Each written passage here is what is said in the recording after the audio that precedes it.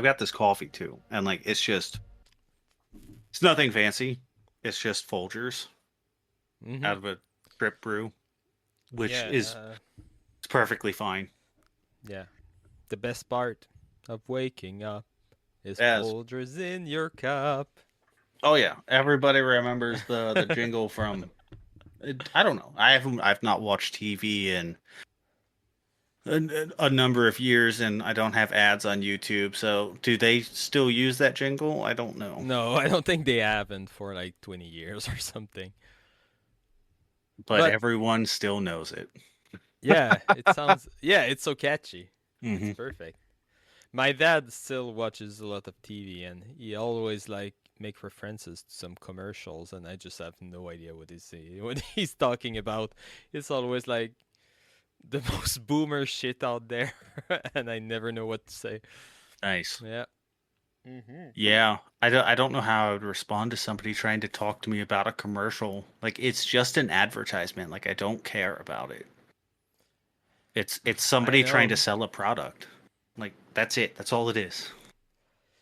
Yeah, but at the same time they're still like producers and concepts.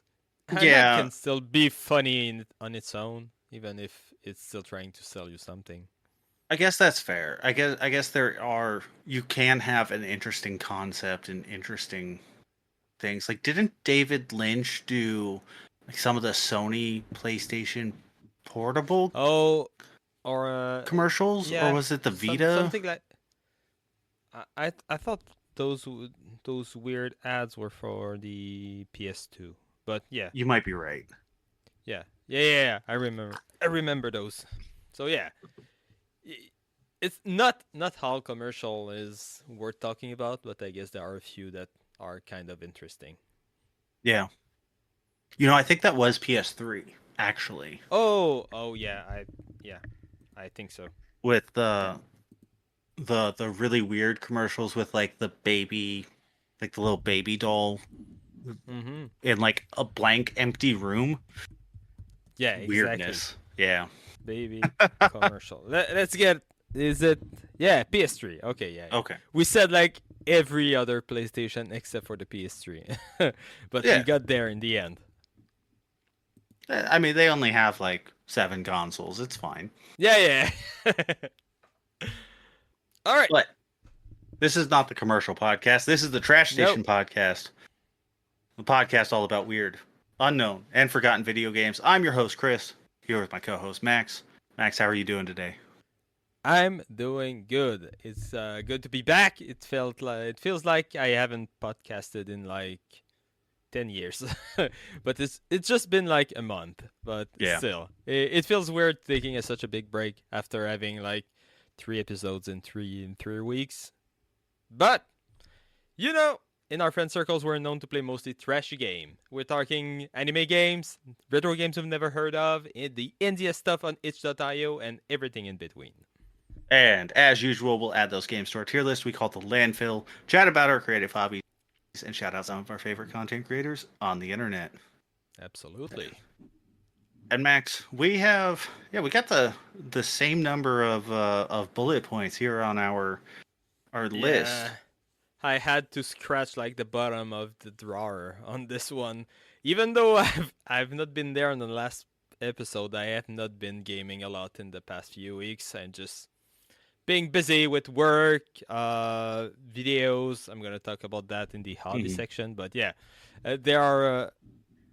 there is at least one really dumb and trashy games Okay. out there that I just padded the. I'm mostly just padded the my list with that one. Okay. If that's the case, then I think I'll go ahead and talk about a game first because I actually have Yeah, some real games to talk about. yeah. Um, Go ahead. but it's good to have you back. It was Yeah, uh, thanks. it was fun recording with Josh last Yeah, episode, it was a very fun and episode. yeah. How before we actually get started, how did you enjoy listening to the podcast instead of being on the podcast? I I really like listening to the episode. Truly, like I like the chemistry you had with Josh, so that was a big plus too. You just bounced off each other really well. I Mhm. think we also do too, but Yeah. Josh was also a good match, and I just like the structure of the episode. I like hearing about a lot of games. Your hobbies were super cool. The board game section was pretty interesting. We haven't really talked about board games before on the podcast, or not No, that much, except for Warhammer, but not really the same thing. But not quite. I also love board games, and yeah, I'm sure this will come back at some point on on the podcast. And yeah, it was really just a fun time. And if I wasn't the host of the podcast, I would surely be a subscriber because I had a fun time. It was really just a good episode. Cool. Really. Yeah, yeah, appreciate that.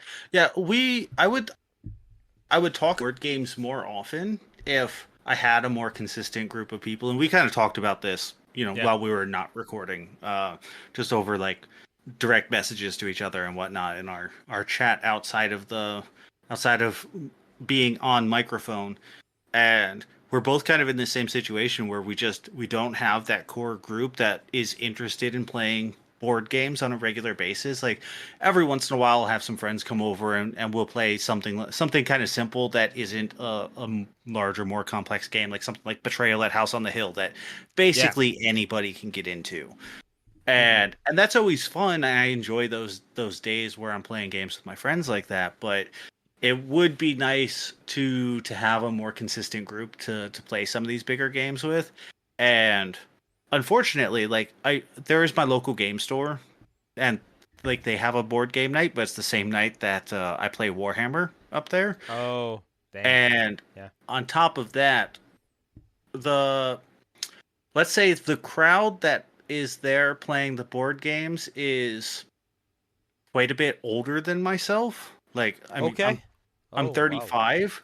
A lot of those guys are like in their Oh, yeah. 50s to 60s, which is not like it's not a problem. Like I don't mind hanging out with older guys. It's not like, but it can having like that much of an age difference can add a kind of strange dynamic to Yeah. the group. Yeah, for sure. And you said you were 35. That's like pretty recent, right? Was your Hmm. birthday just yesterday, I think, Yes, from the time of yesterday as recording? at the time of recording. Yep.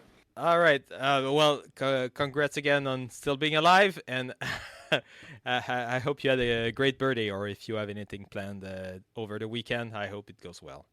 Thank you.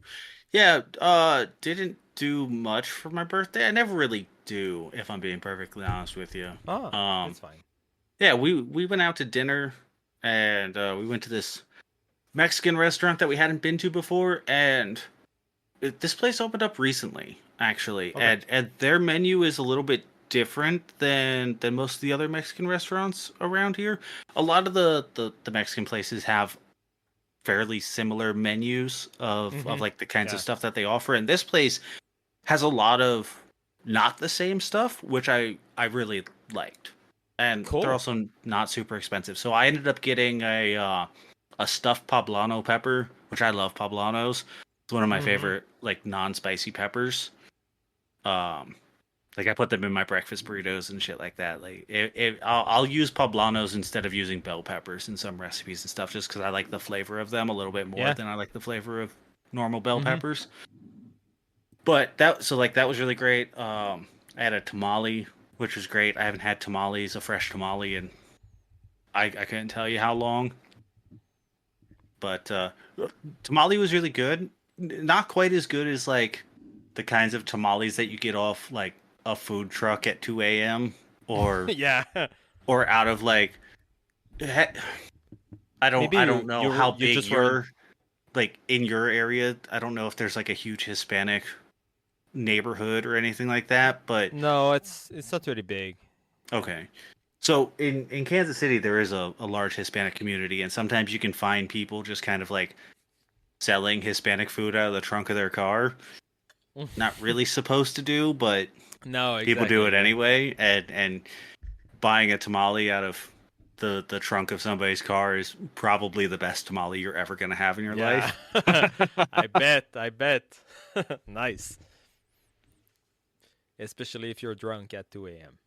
Yes. Yeah. those might be separate instances.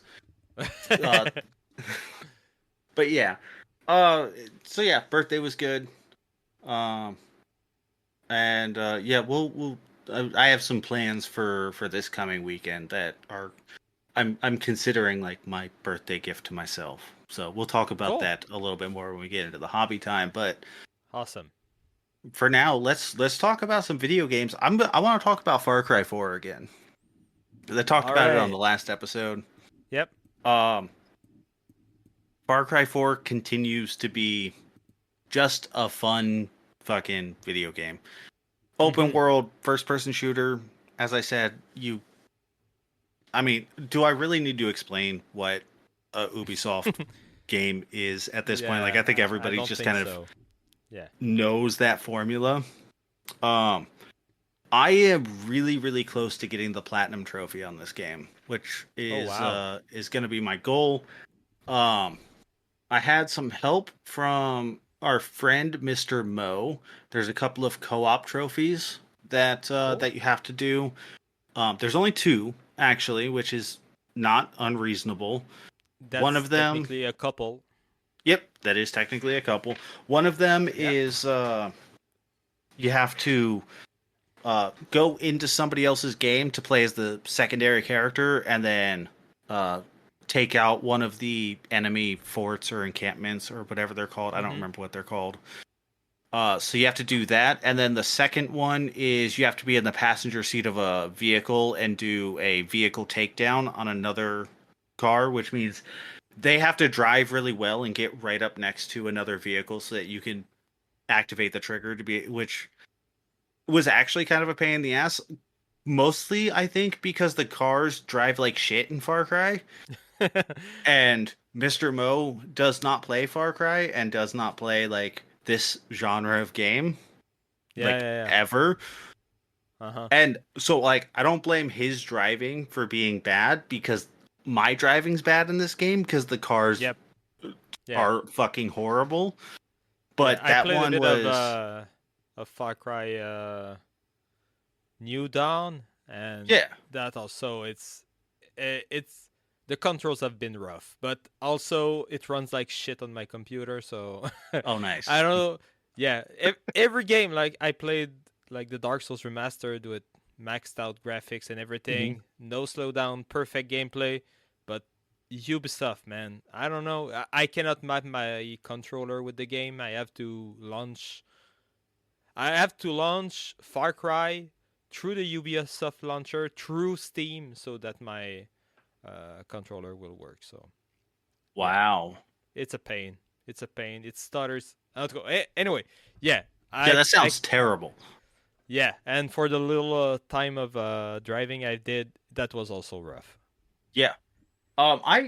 I own New Dawn actually. I bought it recently on Yeah, PS4 because you can get the Far Cry games on PlayStation for like $5. So yeah. when I find one that I don't own, I just kind of snatch them up at this point because I from the ones that I've played now, I do enjoy the series. Like I'm never going to Hmm. buy one of these games brand new. There's no way in hell. Like I'll No. find them for $5 somewhere and pick them up for that. Yeah. But yeah, so I got those couple of trophies, and then there's one more online trophy that I have to get, and it's in the they have like an online multiplayer competitive shooter mode, and you have Hmm. to play each of these three styles of matches. But the matches are supposed to be 5-on-5, and this game came out in 2016, so there's like no online Yep. community for it Hmm. anymore. And I just can't get a match going for any one of these three. Dang. So that's the last online trophy that I need. I have all of the other campaign trophies. I am at the final mission of the campaign, so I think I might just finish up that final mission and Hmm. then maybe just like spend an afternoon trying to get these three matches done. And if I can't get them done, I'm going to be kind of upset, if I'm going to be honest with you, Yeah. because I've done so much other extra bullshit that I didn't need to do to beat this game to try and Hmm. get this platinum. I hate that games want to lock trophies behind online multiplayer bullshit. Yeah, It's stupid. they yeah they just want to drive engagement. So Right. they just want the short-term engagement, people buying the game and forcing them to play online because there's a trophy linked to Mhm. that. Like they don't care about preservation and people doing trophies 10 years later. Right. Yeah. Yeah, it sucks. But overall, Far Cry's still fun. It's still a good game, Yep. like that I bought used from like a thrift store for $5. So I'm not Yeah. giving them any of my money, you know. I'm Yep. not buying any microtransactions. I don't even think there are like microtransactions or anything like that within the game. There might be in the multiplayer mode. I don't know. I didn't look, and I'm not going to, so Yeah. I don't care. Who cares? Yeah, but fun game if you like you know AAA game, open world game, you're probably going to like Far Cry 4 because it's just fun to play. So you would say that it's better than another game that starts with Hef and is the fourth installment in its series? Are you A talking certain about fa- Fallout 4? Yeah. Do I think Far Cry 4 is better than Fallout 4? That's a very interesting question, actually. Yeah. Yes, I think I do. Mhm. I I think Fallout 4 has far too many bugs and glitches, for one thing. Like, it's a Bethesda game, so it has a lot of Yeah. weird interactions that can happen, a lot of bugs and stuff. Like, I don't think I ever had that game crash on me from when I was playing it, but there's enough bullshit in that game, and there's enough like lore breaking Yeah. bullshit with all the way that they handled all the sub factions that I just don't like. Like I still think Far Cry 4 is a fun game to play. I just don't think it's a very good game. You said Far Cry, but you meant Oh, Fallout, I right? meant Fallout. I meant Yeah, Fallout. yeah, yeah. Yeah. Yeah. Yeah, Like I get that. I'm not going to go deep into it, but like why can I have a synth with me and then go to the Yep. Brotherhood of Steel and all that they do is like, why are you hanging out with this abomination? That's all they say to you, and they'll still let you do Yeah. quests. The Brotherhood of Steel is supposed to be like anti everything that the synths and the Institute stand for, and yet they'll let you just walk around with a synth. It makes no fucking sense. Yeah. Like it breaks that world so much. The railroad is a fucking joke. Like Yep. there Have are you so heard many that problems with their that fucking password game. is railroad? Yeah, their super secret password, and you follow a line on the ground to find them. And then Yep. if you tell them that you don't believe in their cause, they're like, "Well, hopefully you'll come around someday." Yeah. Like, Yep. no. So in Fallout New Vegas, right? Yep. If you go to Caesar's Legion and you're like, "I think you're a bunch of fascist assholes," they're like, "Okay, you can die then." And then you can Yep. never do any missions for Caesar's Legion. Or if you side with Caesar's Legion, you're never going to do a mission for the NCR again because they're like, you're a fascist asshole who sided with Caesar's Legion. Why would we want to work with you? Yeah. that makes sense actually. Yeah. Yeah. They So, don't do games like they did before. no, they sure don't. Uh, Far Cry's pretty fun. It goes in the A tier. It's a pretty damn good game. It's a great game. I had a lot of fun playing it. I'm gonna have a lot. I probably won't talk about it on the podcast the next time we record Yeah. because I'll have it beaten by then. But I have like a mission left to do and a little bit of online Awesome. bullshit. So there's Yeah, no yeah, reason yeah. for me to bring it back up. Yeah, that's awesome. Great to hear. And I'm sure Trav is pretty excited Yeah, about you being a Far Cry boy now. yeah. I gotta get Far Cry 3. That's supposed to be like the really good one that everybody loves. Yeah. Yeah. So That might be the next one I play, even though I have New Dawn also. Mm-hmm. Yeah, I heard New Dawn isn't really liked, but Yeah. who knows? For what I played so little, so I cannot say. Right. I mostly played it because there's a guy who speaks in French in there, and I wanted some footage for a video. So, yeah. Yeah, that makes sense. All right. But all right, I'm Max, gonna what do you talk got for us? about I have a real game. In the lot, it's Sokobond. Sokobond was recommended to me by TopSpot, and if I remember correctly, it's on my list of games to beat for the podcast. Mm-hmm. And basically, it's block pusher where you're doing some chemistry. So, like you will have some hydrogen that can only link with a single atom.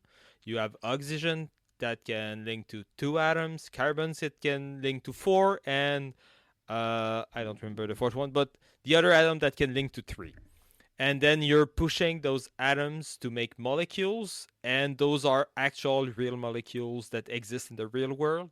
So as you're figuring out those block pushing puzzles, you get some trivia and fun facts about those molecules. So you're actually learning a bit about chemistry through the game.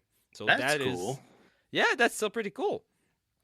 And the first half of the game is relatively easy because all you do is pushing atoms around and making molecules. So really figuring out like how to push those molecules around. Because like if you link up like 2 hydrogens together and then you have an oxygen on the side, well, then you cannot link that oxygen to those 2 hydrogens, and then you cannot beat the level. We're going to say something? I saw your hand pop up, or No. So my okay, microphone has a mute button on the top, okay. and my girlfriend was being kind of loud outside of my office, so I just tapped the mute button really quick. all right.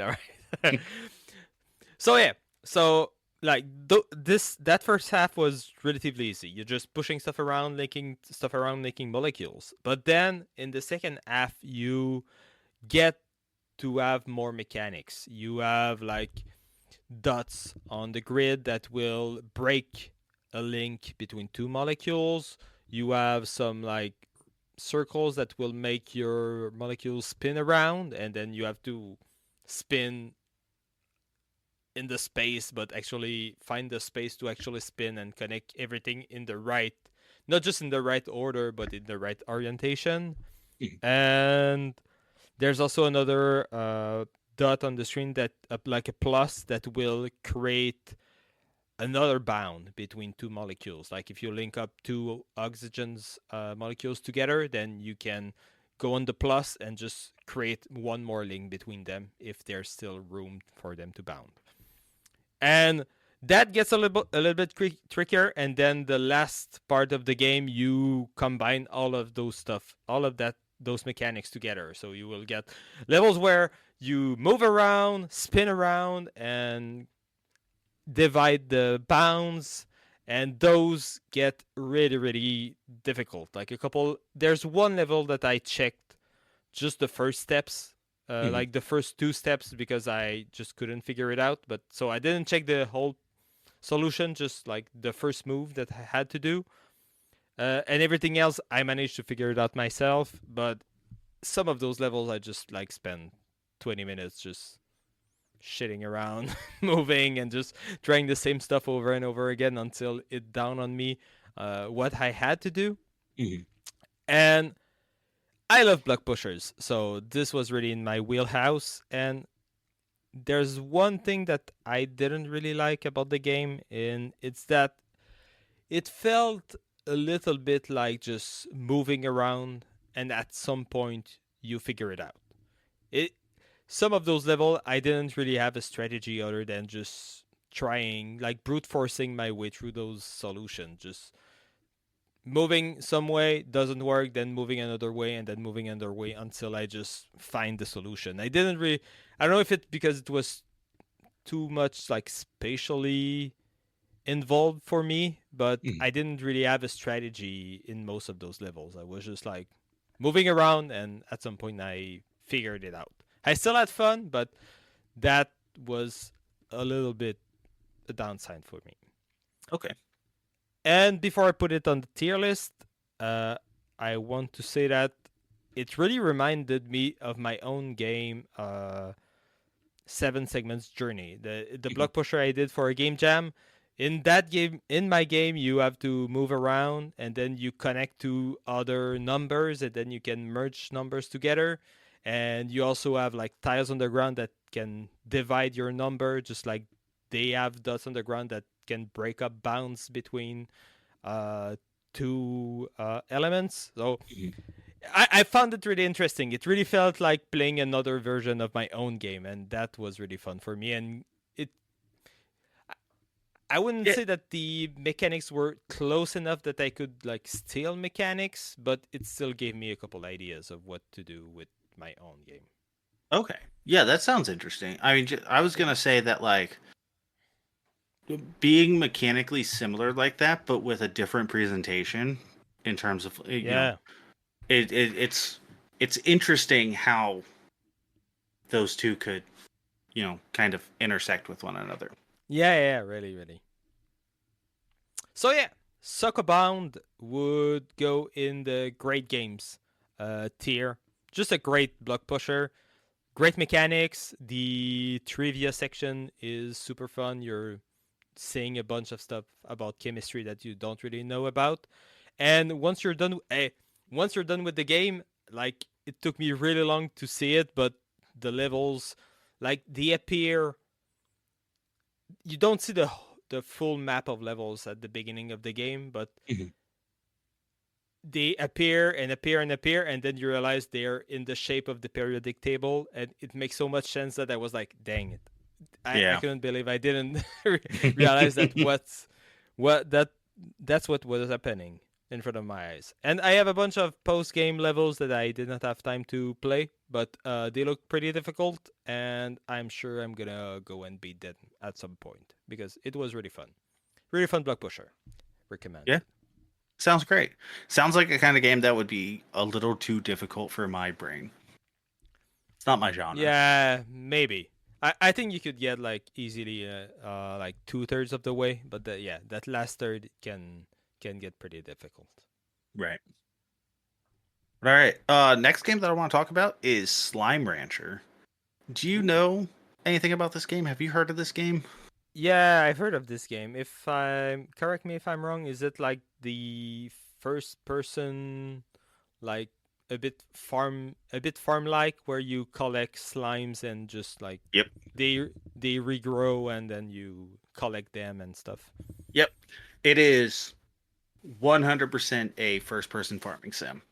It All right. it All just right. All right. it presents itself as though it's not, but all of its mechanics might as well be a farming sim. Yeah. So, as you said, it is a first person game. You have a gun that's sticking out in front of you, but that gun, all it can do is it can either suck things into it or blow things out of it, and Mhm. that's your primary mechanic of the game. So what you're doing is you are going out into this fairly large open world. Um, a little bit of setup. The story is that you have taken over this slime ranch. You have bought it from somebody.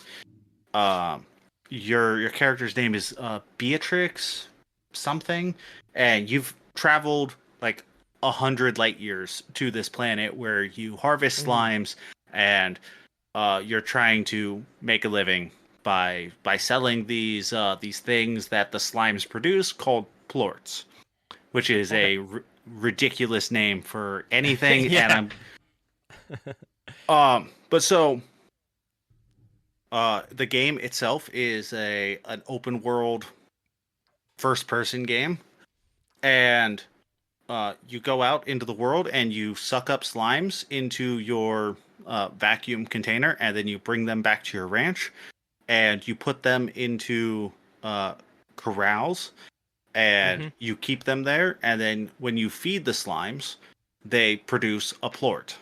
and then you suck up those plorts and you sell them. And that's how you make your money, and then you use that money to purchase new things like upgrades for your vacuum gun to increase the amount of stuff you can hold in each of your slots.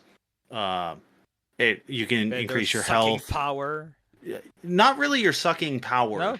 Okay. No, your sucking power stays the same the entire time. It just the only real increase is that increase the amount of space. So you only have 4 slots to hold items, but at the start of the game you can only hold a single stack of like 20 of a particular item in one of those 4 slots, and you just increase that to like 30, 40, and then 50 by the end of the game. But so odd thing about that little thing that I didn't like is that actually 2 things about that. You never get more than those 4 slots, and that can be kind of frustrating when you fill up those 4 slots pretty quickly with different things that you're trying to collect, but then you run into something else out in the world that you need to collect, and you need to be like, well, either I have to go all the way back to my farm to drop all these things off that I already have in my gun, or I need to get rid of one of these things that I already am carrying to be able to pick up something else. And like item management like that is always a part of games, but 4 slots really felt restricting in a very strict way. I would have liked it if I could have had 6 slots, like if I could have paid some money to upgrade it to 5 and then 6 slots later on. The other thing that I found kind of frustrating about that slot system is that, like, so say you suck up the primary, like, main type of slime within the game is pink slimes. They're your most common slimes. You find them everywhere throughout the world. We'll get more into the types of slimes in a minute, but if you pick up at the beginning of the game, you pick up a stack of 20 pink slimes, you can no longer pick up pink slimes and put them into any one of those other 4 slots, and that affects any of the items that you pick up.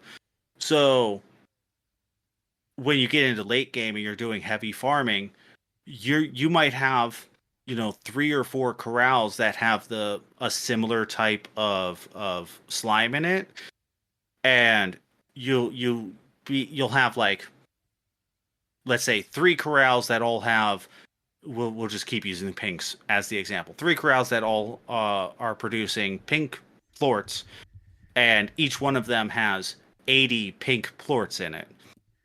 Well, that means that you can only suck up 50 of those pinks, and then you have to go sell those 50 or deposit them somewhere, and then go back and then pick up 50 more, and then go sell them or deposit them, and then pick up 50 more. And that I found kind of frustrating also. Like, I would have liked if I could have 2 stacks, or like fill up all of those slots with the same item rather than being limited.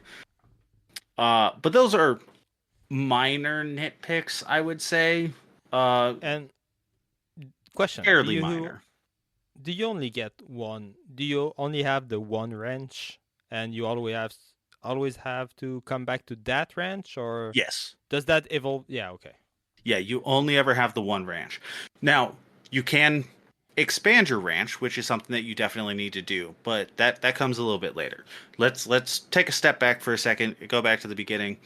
You have multiple types of slimes that you find all throughout this open world, and what you end up having to do is get these different types of slimes and put them in the corrals. And the corrals at first aren't very tall, so the slimes can jump out of the corrals. So you can't put too many of them into a single corral. So you have to earn enough money to be able to make the corrals taller. Well, so now you can hold more slimes in that corral, but you still can't put too many of them in there, because if they'll still be able to, like, hop on top of each other and then eventually get out. So then you have to build a top to the corral, which costs additional money also. And then there's 2 other upgrades that are super, super necessary for all your corrals, unless you want to do a whole shitload of micromanagement, which I don't mind doing. Like, I like farming sims. They're all about micromanagement. But you can put an automatic feeder on the corrals, which is super helpful, because when you feed your slimes, they produce your plorts. And your plorts are what you use to make money. So So, You put an automatic feeder on there, and then you put food into that automatic feeder, so it spits out food on a periodic basis that you can adjust into how fast it spits out food. mhm. And then you can put an automatic plort collector onto your corrals also, so it will suck up all the plorts that the slimes are producing while you're out in the open world exploring and doing all of your things out there. So then you Mhm. come back to your farm, your all of your slimes have produced a whole bunch of plorts. You're able to suck them all up out of those uh, collectors that are on your corrals, and then go sell Mhm. them. Sounds it sounds a bit like it's a bit more like a first person idle game or clicker game Kind of, than farming yeah. sim.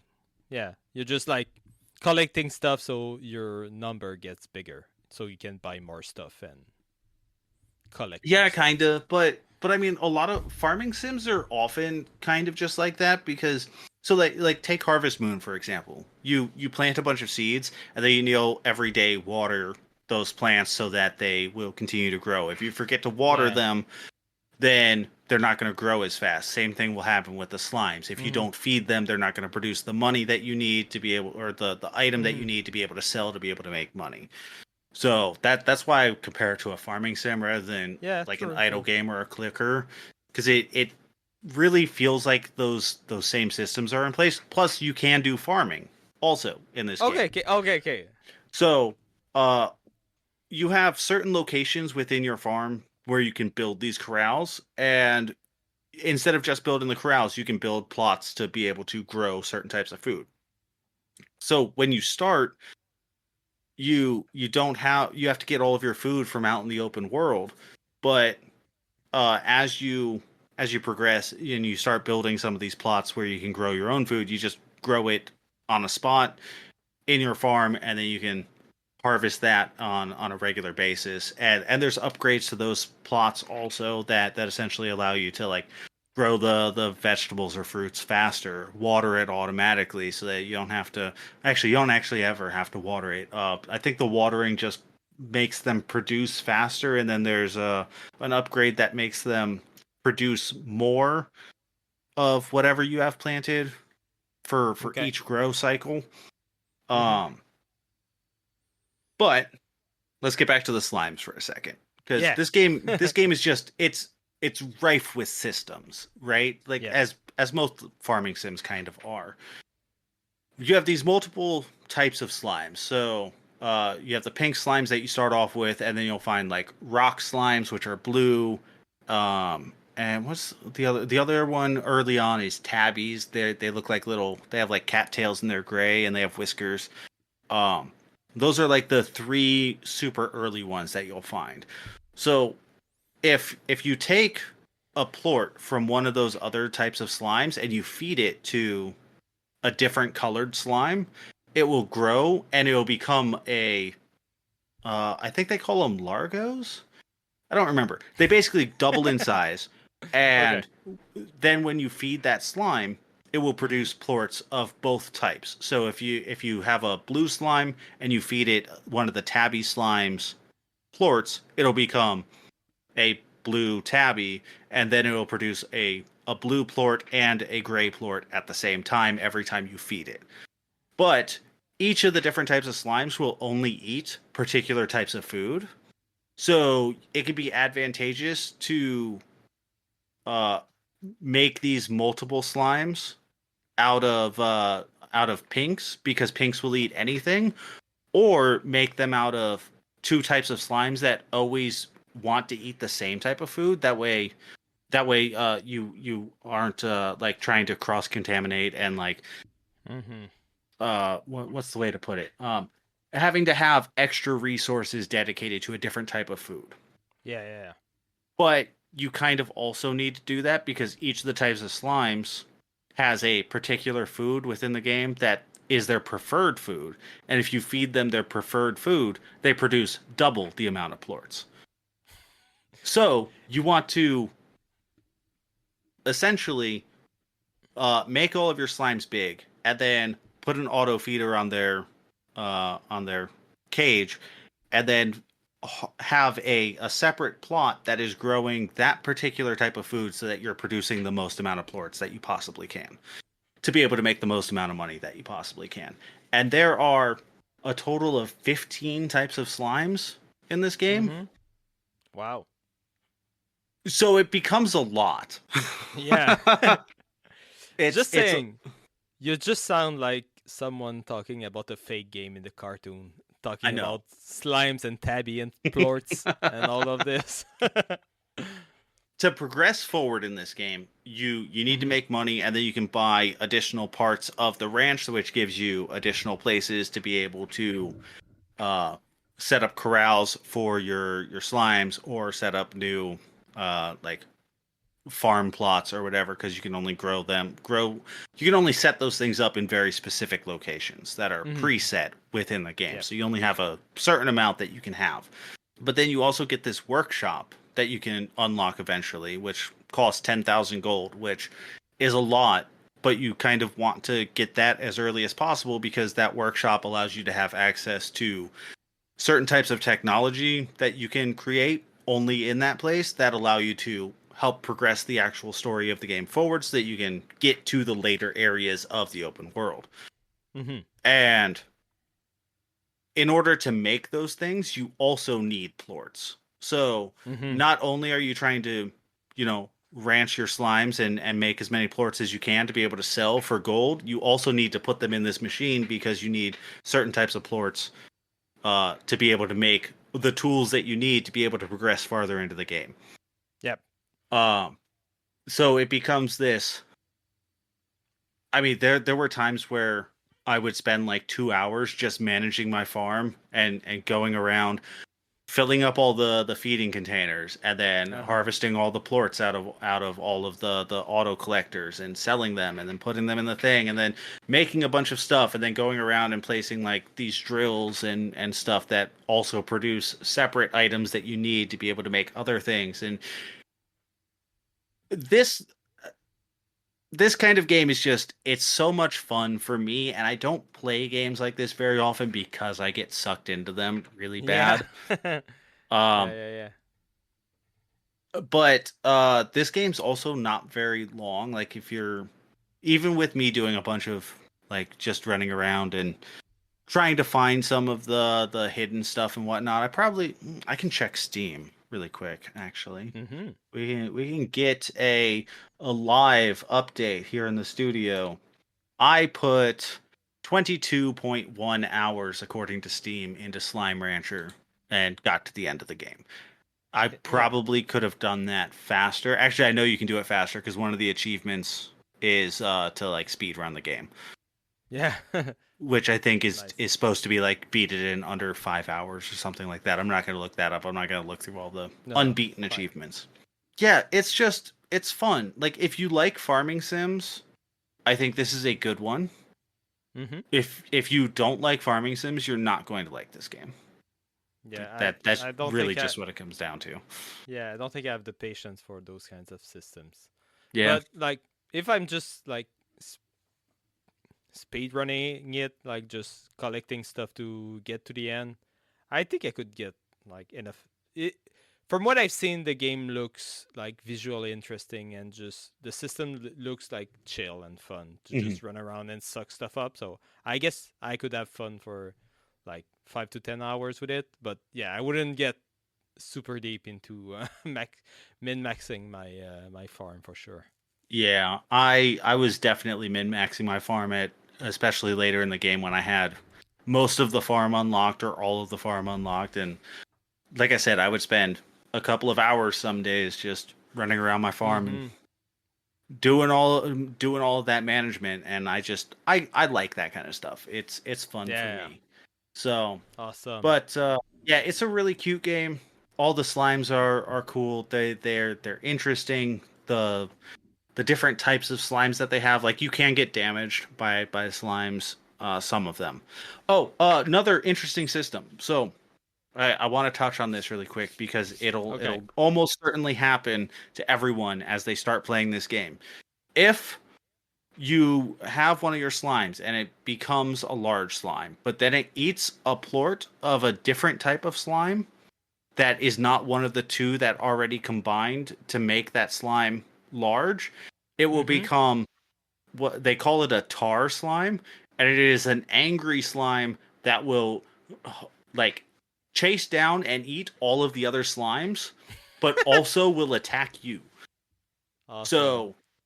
So you can just accidentally have this happen by like having one of your slimes escape Mm-hmm. from their corral and then get into another corral, and then it'll just eat all of the slimes within that corral and also turn those slimes into these tar slimes, and then you just Mm-hmm. have a tar slime invasion. And it'll happen out in the open world all the time. Wow. Because there will be an area where there will be like 4 different types of slimes, and there will be food scattered around in the open world also, because Mm-hmm. and they'll just start eating, and then the slimes will start combine, or they'll start eating each other's plorts, and then they'll eventually just make tars, and then you'll have a whole bunch of tars just chasing you out in the open world. Wow. That's vicious. Yeah, it's fun though. I really enjoyed this game. Cool. I don't know. I don't think I want to talk anymore about like getting deep into its complex systems. I don't think there's Yeah. any need for stuff like that. Um, I'll just say again, if you like farming sims, you're going to enjoy this. If you don't like farming sims, this is not going to be the game for you. I think this is a great game. This is probably going to rank among my favorite games. Like, this is going right into the A tier for me personally. So far, this is probably among my favorite games that I've played this year. Like, when I do Wow. my game of the year stream at the end of the year, and Yeah. I tier list all of the games that I played throughout the year, this game will definitely be in the contention for my top 10, at least Awesome. for me right now. Yeah. You will remember this game fondly. Yes. Sure. Yeah. Cool. Slime Rancher. Great game. Yeah. All right. I'm gonna talk about absolute trash right now. Nice. It's called Draw 1 Part 4. I played this on the YouTube app. So basically, I finished one of the games that was on my phone while I was on the bus that I will talk about in this episode. Mhm. So I had nothing to do on my phone. I didn't really have any podcast to listen to. So I just loaded up YouTube. And since I can play some games there without using too much data, I just scrolled through a game and saw this game. It's called Draw 1 Part 4, and it's just a simple puzzle game where you have a drawing that looks a lot like most mobile games ads drawings, just like that cartoony flash Mhm. vibe to it. And in each picture, there's something missing. Like, so maybe there's a bunny, but that bunny only has one ear, and then you have to draw the second ear. And then you get to the other, uh, the next image, and then it's a house, but it doesn't have a door. Then you draw a door, and the door appears, and then you get to the other image. So I just started playing the game a bit mindlessly. It's super, super easy, like Mhm. 99% of the time, and sometimes it just doesn't fucking make sense. Like, there's a guy, I think, with a drink or something, and I'm like, what the fuck am I supposed to draw on this guy? And actually, I had to draw a mustache for some reason because he was like some kind of rich guy, and rich guys have mustaches. I don't know. It, some Dude, of I those don't have a make mustache and sense. I'm not rich. Yeah, Where's my exactly. riches? So yeah, some of those make no fucking sense, but most of them are just like you see the image and 1 second later you're done with the puzzle, if you Mhm. can call it a puzzle. So I did that for like 15 minutes. I was like around level 100 already, and I was like, okay, what am I going? What am I getting into? And then I checked the playthrough on YouTube, and it had like 600 levels. So I was like, yeah, I guess I can get the beat, just like mindlessly drawing stuff in the next few days. So I did that, and after 600 levels, well, no, after 500 levels, I started getting repeats after repeats, just levels that I had already played. It's just like the same images, same drawings, and I feel like the YouTube version never fucking ends. I just got like to level 600 or something, and it just never ended. I was just like drawing the same dumb things over and over again. And yeah, that's all that game is. It's just like pure mobile trash. I don't know why YouTube even allows those kind of games on their system. Like it's barely a game. Right. You It just sounds like a poor man's Scribblenauts. yeah, basically it's just like the bare minimum of mobile games. You just I guess if I had to say something positive about the game is that the drawings aren't ugly. Like it's a vibe, but they look pretty fine. And sometimes it's once you've drawn the thing, then sometimes they do a little joke with it. Like I don't have a specific example for you, but I will just come up with one. Like there's maybe a guy with a glass in his hand, and then you draw the glass, but then instead of a glass appearing in this end, it's like a bunny or like a shit like that. Like something appears and it's not what you think it was, and some of those can be kind of funny, and the little animations after every levels are kind of cute, but like that's all I can say. And something that I discovered that I don't like about YouTube playables games is that you cannot listen to podcasts while playing those games. Oh, gross. You can like mute the game. Like I muted the game overall in the YouTube like space. I muted the game inside the game, but still if I start the podcast and then switch back to the game, it stops my music. So that's I wonder if good. that's just like a core function of how YouTube works. Because like if I'm playing, Yeah. so like I use Pandora Radio to listen to music. If I'm playing Pandora and I open the YouTube app and press play on something within the YouTube app, it's going to automatically pause Pandora and then And I mean same thing with Spotify when I'm listening to podcasts. So I wonder if it's just something about how YouTube app works specifically. Yeah, but that's still like a bad design. It shouldn't do that. I agree. Yeah. Yeah. So yeah, without any surprise, draw one part 4 goes right back in the trash. That wasn't I do have enjoyable. a question. Yeah.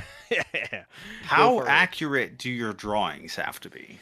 Oh man, I didn't talk about that. So most of those you can draw basically anything. I took a couple screenshots, so okay, I can show you a screenshot of something that I drawn that actually worked.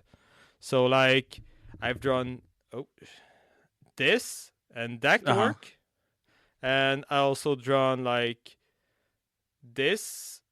That didn't work, but I thought it was funny. And yeah. Like, yeah, you can draw basically anything and it just fucking works. Like, I've drawn this and that worked. I've drawn a G instead of a W and that worked. So, for the audio, that's Hollywood, like the picture of the Hollywood sign, the famous Hollywood letters that are up on the hill, and he drew a G where the W should be, and that still worked. Yeah. So it's just like you have to draw something in that general area, and that just most of the time, because sometimes I would draw the same thing like 10 times in a row and it didn't work, and then I just drew it again and then it worked. So most of the time you just have to like wing it, but some of the times you have to be freaking accurate for no reason. Yeah, sounds terrible. Yeah. Not a good time. And I didn't even get like a beat screen, so I didn't beat tweet it yet for Polykill, but I think I will because I played like 100 repeat levels. Like I've been on every level in the game. Like fuck it. But yeah. Never again. I'm never touching draw 1 to 3 either. There's no way. Yeah, no, I don't blame you. All right, we have some garbage. How Okay. about some more not garbage? Because I didn't play much garbage. I'm sorry. I played good Okay. games. It Yeah. happens. Sometimes I don't play bad video games. Sometimes they're just unknown video games. Like I think Yeah. Yeah. Slime Yeah. Rancher is it's fairly known. It's Yeah. done well for itself since 2016 when it released, but it's not like it's not the most well known game. No. Exactly. Another but Bot Vice is a game that you talked about a few like Yeah. maybe a month or so ago, maybe 2 months Yeah. ago. Yeah. I don't remember. I didn't. When it was when Pam was on. Yeah, Yeah. yeah. So that was 2 months ago. Mm-hmm. Anyway, it doesn't matter. You had talked about it a while back. I thought that game sounded good, Yeah. so I went ahead and bought it. I think like the day after I added it to my Steam wish, or not even to my wish list. I think I just added it to my cart while we were talking, and then finished the purchase afterwards. When I first loaded up this game, like it wants to play with a controller, Mm-hmm. and for whatever reason, my PS5 controller was not working with this game.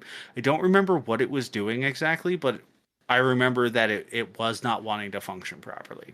So Mm-hmm. Yeah. I quit out of the game and I was like, I'll come back to it at some point, I guess. Like maybe I'll try and play it with keyboard. I'd rather not play with keyboard if I don't have to. Mm-hmm. And I was sitting here the other day.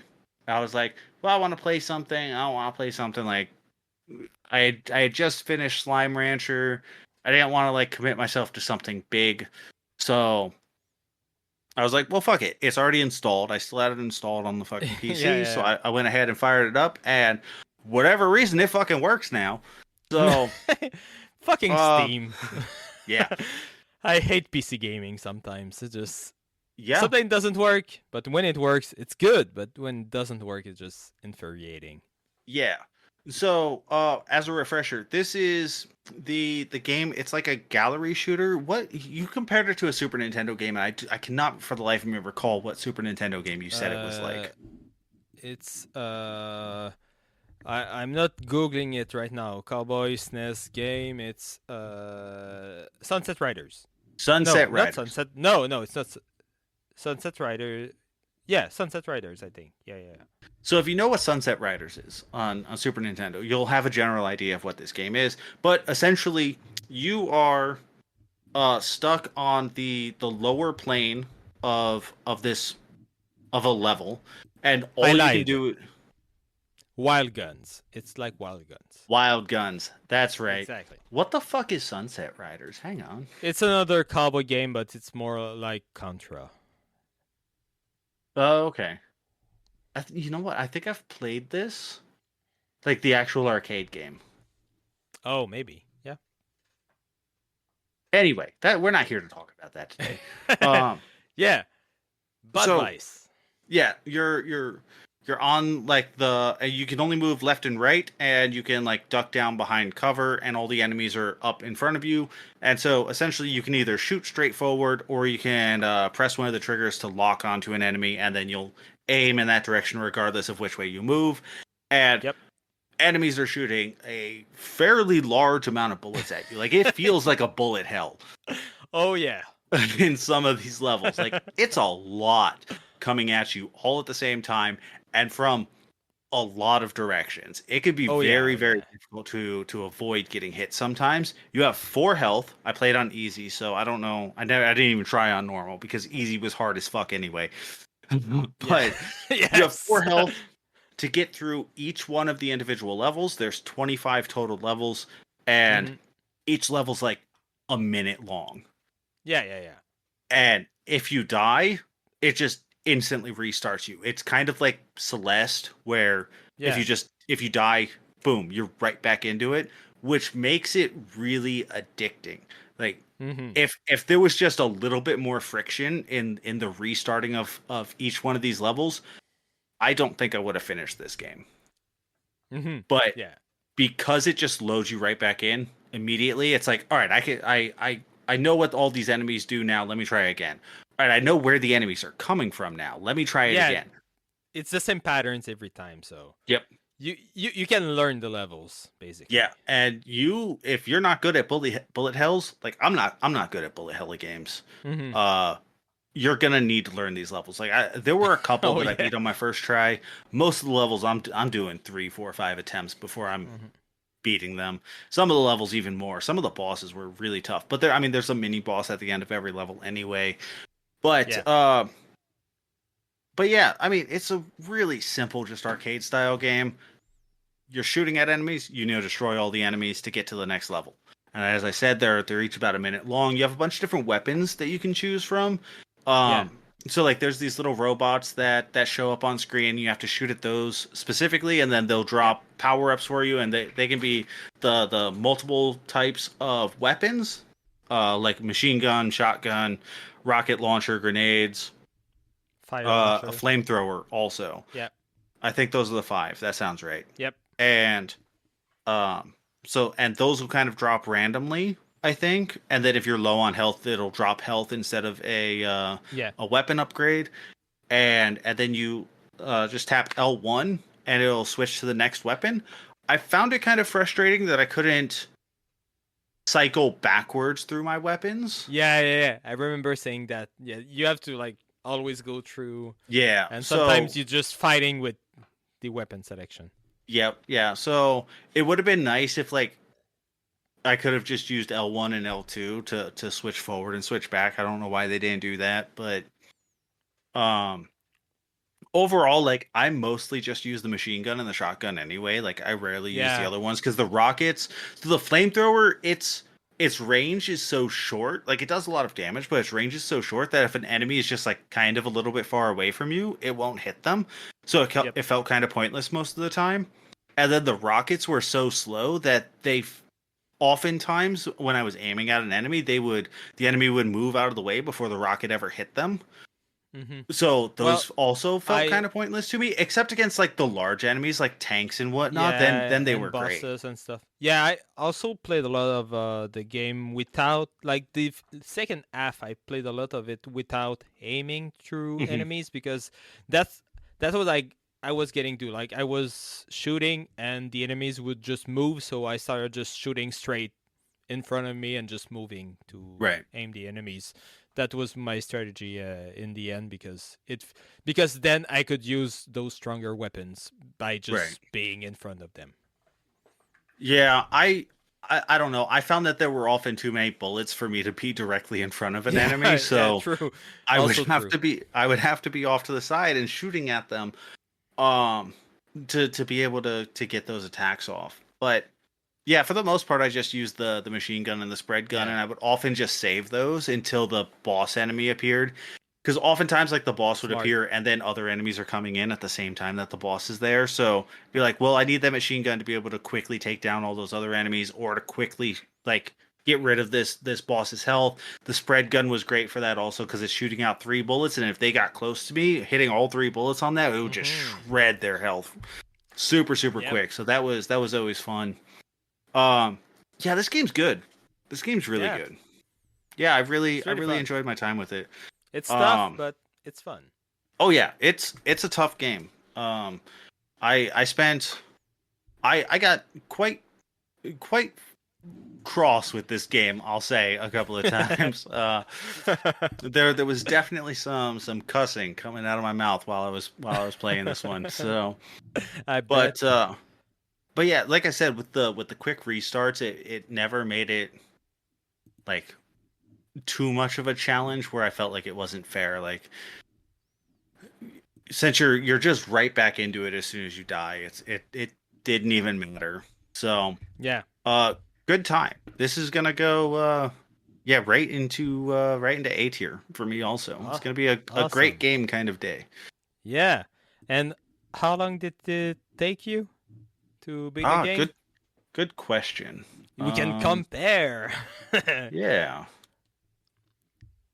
It took me 3.5 hours almost. 3.2.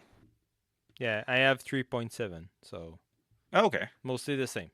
And may some of those time maybe I was also just like getting my daughter to sleep. So I don't know Yeah. how I created this, but yeah, roughly 3 hours each. So Yeah. Yeah, Pretty approximately. much the same. Yeah. Awesome.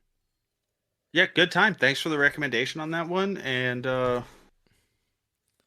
yeah, I would recommend other people play it for sure. It's quick. Cool. It's quick game. It's pretty cheap. It goes on sale for like a Mhm. couple bucks. So And if you really like it, there's also like 25 more levels that you unlock in the end as a post game content. So oh, are I there? did I not didn't put. even realize that. Yeah, yeah. I didn't play them, but yeah, there's like twice the amount of content if you just want to to play more. It's available to you. And is it co-op? No, it I says single player. It's single player That's a only. shame. Yeah. Yeah. Yeah, that I think it would be it would be fantastic as a co-op game, but as a single player, it's pretty fun. I wonder if they're gonna make a sequel. The end of the The story, end of the game hints at a sequel coming, but it does not look like they've made one. yeah, DYA Games. Yeah, I'm looking at their No, games right seems like now. they just made other stuff since. So. Yeah. Who knows? Maybe someday. Maybe someday. Yeah, I might check out some of their other stuff too, because I did enjoy that game quite a bit. Yeah, Strikey Sisters is pretty good. I've played that Is it? with my cousin. Yeah, it's like an action breakout game. So you play as sweet. one character and you have to actually like slash the ball and you can also slash the enemy. So it's a bit of the same energy as Budweiss, but in a breakout setting. Oh, I like And that Twist one on is Breakout. yeah, and this one is co-op. It's two-player co-op, so Oh, sweet. even better. Yeah. Okay. On my end, I have more mobile game to talk about, and it's the one I've been hinting at in my last game. And the game is Legned of Jaffa Brownie. And I'm just like shitting on the game because they misspelled their own game on the app icon. So Nice. in the game, it's called The Legend of Jaffa Brownie, but on my app, it's just called The Legned. Legned. Legned. Like, Yeah. can't even type their name properly. Okay, so to be fair, it's a fairly small indie game by a couple of Serbian dudes. So Okay. English is not their first language. So Definitely not. I can see how they just applied for the Apple App Store and they misspelled the thing, didn't see it, and that's what I got. But I still find it funny that my game is called Legned. So, I'll give them a pass for that. all right. So The Legend of Jaffa Brownie is a fairly small 3D platformer in the style of like Mario 3D World. So it's level based and you're going through a level like Crash Bandicoot, Mario 3D World, Mario 3D Land. You're just going through the level in 2.5D, obstacle to obstacle, and then you get to the end of the level and then you unlock the next level. The story is completely ridiculous. You're a young brownie in the world of cakes, I guess, and you want to reach the fabled how did they call it? Like it's just like the fabled legendary oven or something like that, and you just go on a quest to find your destiny. I don't know, it's very stupid. You're a small brownie, it's pretty cute. I gotta say, visually, it's pretty damn fine. Like for a first game from an indie studio that nobody knows about, it just looks like any 3D platformer. It's really, really passable, and there's like 4 or 5 different visual environments, biomes, or and stuff. Like you start with like cake world with a lot of mountains and stuff. Then you have a snow world. You have a factory world, and yeah, visually Looks really good. There's a lot of lighting effects and stuff. That's fine. Yeah, the positive kind of stops there. It's not really good. Like, I have a bit of compassion being like a small game by a couple of dudes in Serbia, but man, the game is rough. First thing, you can only play with touch controls. So being a 3D platformer, that's not the best kind of way to play the game. Mm-hmm. Like I tried connecting my controller, it does nothing. I have to use a fake visual joystick to play my 3D platformer. Fine, whatever. Um the jump is floaty, but like the jump is fine. The jump is not the problem. The controls are the problem. You cannot build any momentum. So like you just always run at the same speed, which is not very fast, and when you jump, it's just like shallow short jumps every time. So in some of the later levels and later challenges, you have to do like kind of precise jumps, but there's barely any coyote time, so you have to jump before you start falling in the pit, and at the same time you really want to be at the very edge of the pit because your jump is not really good, and then the perspective sometime you have to jump on rotating platforms, but like you just don't know where you are. Oh man.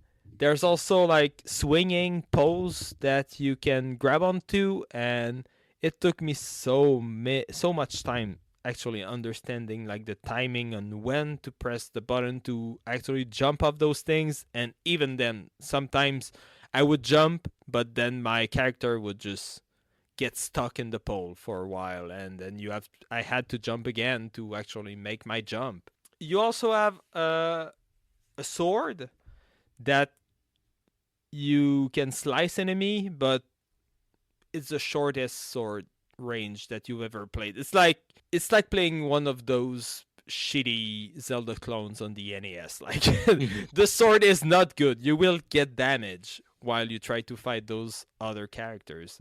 But you have a set amount of life points for each level, and if you die you have to restart the whole level again, and the level can take like 5 minutes to go through, and doing that like shitty platforming for 5 minutes at a time, it's kind of a pain. I gotta say, I still kind of had fun with the game. Like, I can see they were trying to make something.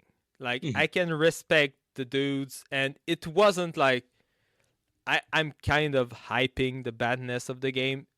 Honestly, it was fine. Like, most of the game it's controlling fine, and most of the jumps aren't too difficult. And there's a bit of mechanics with the jump where if you jump and then slice your sword while mid jump, you will get farther. So you can like learn to use the mechanics of the game to get better and traverse the game faster. And in some points in the game, you get locked up in a section, and like a character will say, "Oh, I want to find my 3 sheeps that are lost," and then you have to go find the 3 sheeps. And once you're done, the barrier opens up. But often those sections you can just like jump on a weird edge and then just climb your way up above the barrier and just skip the whole challenge. So finding those cheeky instances to bypass the game was actually fun. But yeah, it's buggy. It's buggy as hell. I had soft locks. I fell down weird spots. So it's not very polished, but it's a valiant effort. So, if I remember correctly, the game is like 9 levels long, so it's not too long, but it still took me like a couple hours to beat. But then you reach the legendary Haven, and then you're not done. You actually have to go back in every level to find a portal to do one last challenge per level. And those challenges are a bit like the no jetpack section from Mario Sunshine. Like Okay. So you lose your sword because you're using your sword to open the portal, and then you have to do really, really precise platforming with a fake joystick because you're controlling with your screen to collect like gems or whatever. Who cares? But those levels took me like 50 tries each. It was extremely difficult. You have like really precise jumps. You have like spinning platforms that gives you momentum, but it's really not consistent. You have to like move around the spinning platform and then boost yourself. And you're on a timer. So you cannot take your time to make those precise jumps with a fake joystick. You have to go fast. But at least you restart fairly quickly. You don't restart really quickly, but it's not too bad. And yeah, there are a couple other glitches. Like in those levels, they are like mushrooms. No, a bit cookies. That when you jump on them, they like go into 1,000 pieces. But every time you reload, it doesn't despawn the previous cookie. So one level that I tried like 50 times, I would jump off the cookie and then like a billion cookie would appear from nowhere to and sometimes it would ruin my runs because then because those cookies will still have collision, so I would just like get moved off my path while trying to do some wall jumps. So yeah, the Legend of Jaffa Brownie. Do you have any questions before I put it on the tier list? No, that sounds rough. It's rough, man. I think I'm gonna put it in almost trash. Like it I feel a bit bad because I know they're just a couple of dudes trying to make a 3D platformers. Like I don't want to shit on their games. Like I know they did the best that they could do with what they had, and for most of it the game is competent. Like you can actually beat this game if you just put a little bit of effort. But man, compared to every other 3D platformers that I've ever played, this is freaking rough. So yeah, it needed like a month or two of development more just to be a little bit better. Yeah. Yeah. And controller It was support. missing. Yeah, and controller support, please. Yeah, if it had controller support, maybe this would have been fine. But yeah. What a weird 3D platformer that I played. All right. I did not play a 3D platformer. I played a 3D racing game. I played Road Rash 3D. Oh. Is that a retro game or? That is PS1. Okay. It sounded like a PS1 game. Yeah. So Road Rash got its start on the Sega Genesis. There were 3 games on the Sega Genesis. And then this game came out, I believe, in 1994, like really early in the PlayStation 1 life cycle. And it's fairly faithful to the original Road Rash games. You are on a motorcycle.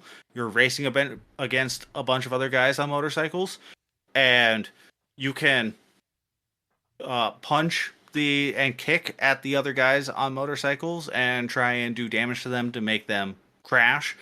And if you crash into something, you'll go flying off your bike, and then you'll instead of running back to your bike, you just respawn at your bike, which is a little that is different than the old Road Rash games. And then some levels you'll have police that are chasing after you also, and if you wreck while the police are chasing you, you'll get arrested, get taken to jail, get fined, and you have to start the race over.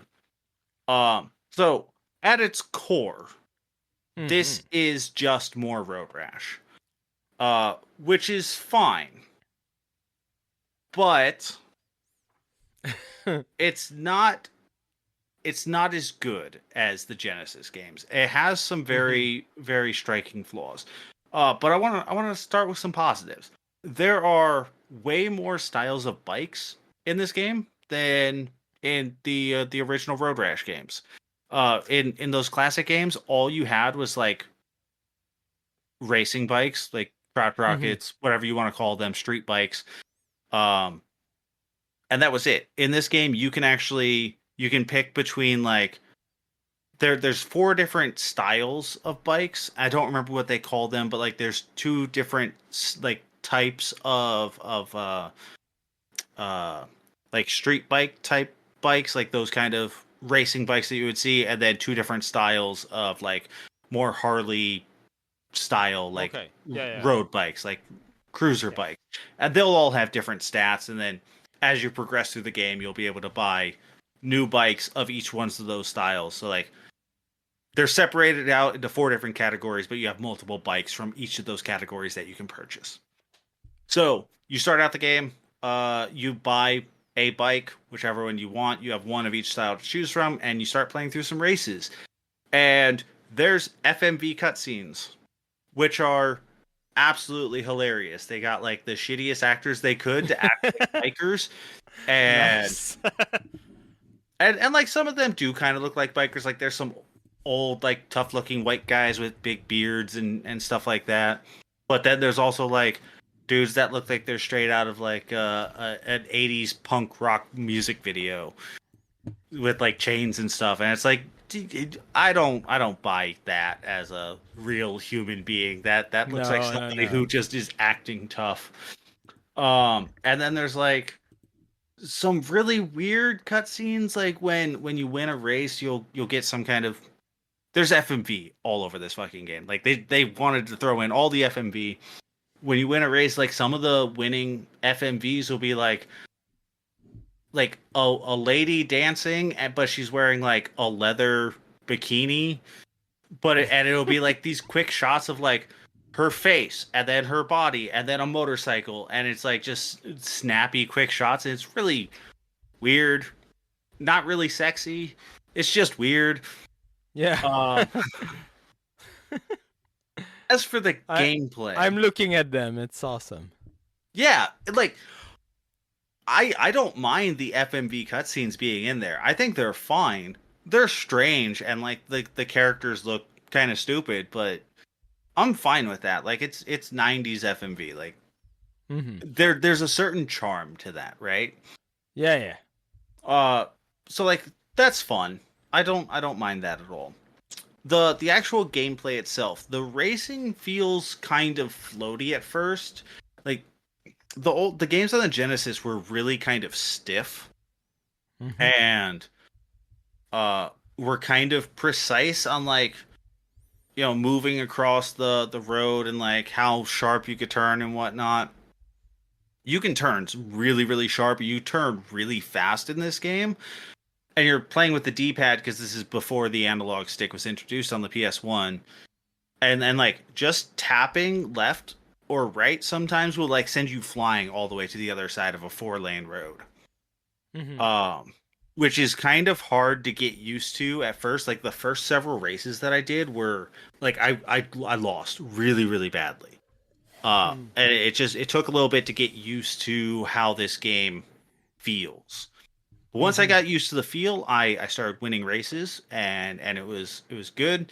There is one interesting thing that I think they did, a positive improvement. Oftentimes in the old Road Rash games, if you were driving on the wrong side of the road and like coming up to a hill, if you would crest that hill and then get hit by oncoming traffic that you couldn't see coming, obviously because it was over a hill. They've put a sound cue of like a horn anytime there is oncoming traffic, whether you can see it or not. So that kind of lets you know, like, if there's a bunch of traffic on the, you know, right side of the road, the correct side of the road that you should be driving on. And you're coming up to a hill, if you don't hear that horn, you can move over into the opposite lane of traffic and be able to pass cars that are driving slower than you without risk of being absolutely fucking decimated by a vehicle cresting over the hill.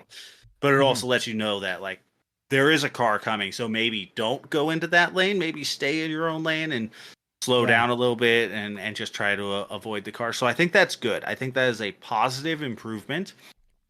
Even though it was always really funny cresting over a hill and just getting Yeah. fucking annihilated by a car. I do think that's a good improvement. That's about all I have nice to say about this game, if I'm being honest.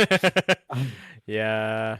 Um, so the to get through the first circuit of races, you have to play through the multiple races, and you have to place first through third 8 times to be able to get past the first circuit.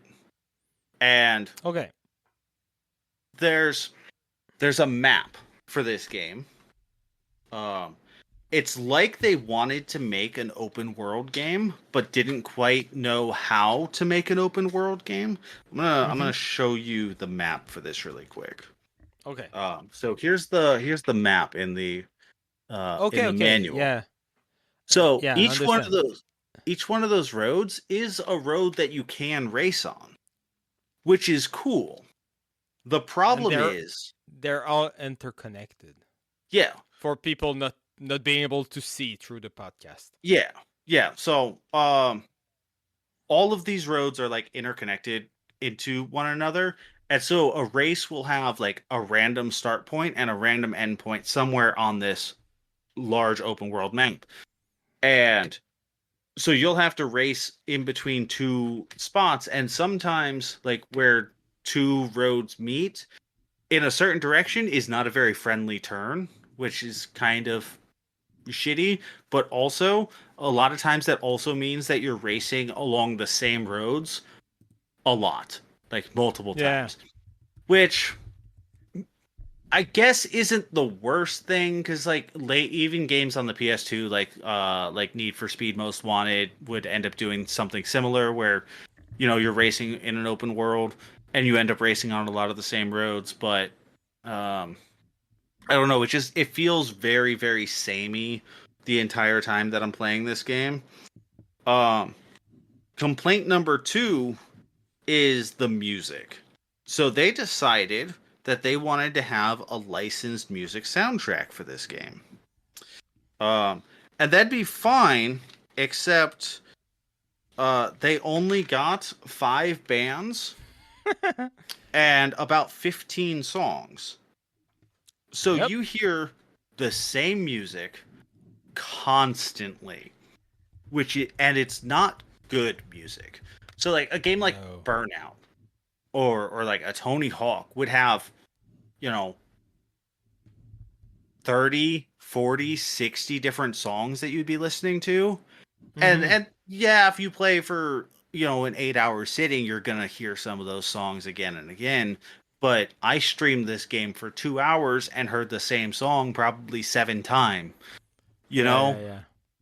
Yeah. Um so the artists, most of them I don't know, but they are CIV, Full on the Mouth, Kid Rock, The Mermen, Sugar Ray, and The Tea Party. Those are the 6 bands that they got to provide music for this game. And it's all just shitty butt rock, like stuff I don't And want to listen to. Kid Rock, there's like the only artist that you might have heard only has one song. Yep. Only Yep. one Kid Rock song. And Kid Rock was never a good artist. Like he had one album that was pretty okay, and Yeah. that's not even off of that pretty okay album. Yep. Uh, and also fuck Kid Rock. He's an asshole. So Okay. I believe you 100%. I know nothing. I know it's called Kid Rock, and that's basically all I know. uh Max, you can decide whether or not you want to cut this out in the Okay. in the edit. But Kid Rock is on Team Trump and is super right wing now, and got on the when everybody was mad at Bud Light for advertising to trans people, he was one of the people putting out videos of like shooting Bud Light cans. He's an asshole. Fuck that Oh guy. yeah. Yeah, I don't like absolutely. him. I haven't liked him for like 15 years, and now he's an even bigger asshole. So fuck him. Yeah, fuck Kid Rock. um, yeah. So, what else did I want to say about this game? Oh yeah. So, once I got through all the way through the first circuit, and I saved up all my money. I bought a new bike. Started the second circuit, and man, this game got fucking hard as shit instantly. I was by the end of the first circuit, I was placing first pretty consistently. Mm-hmm. Um, and then I start the second circuit, and even with my new bike, that is like one of the best bikes that I can buy at that point in time. I can't get over like eighth place out of 20, and Wow. I'm like, what am I supposed to do here? Like I'm racing pretty much cleanly, like I'm not getting wrecked by anybody. So I was able to win a couple of races, but it's a struggle. And then the other big problem, Road Rash is supposed to be about like fighting people on your bikes, right? Yep. The problem is that it's like no matter how close you are to somebody, you can't actually hit them in this game. Mhm.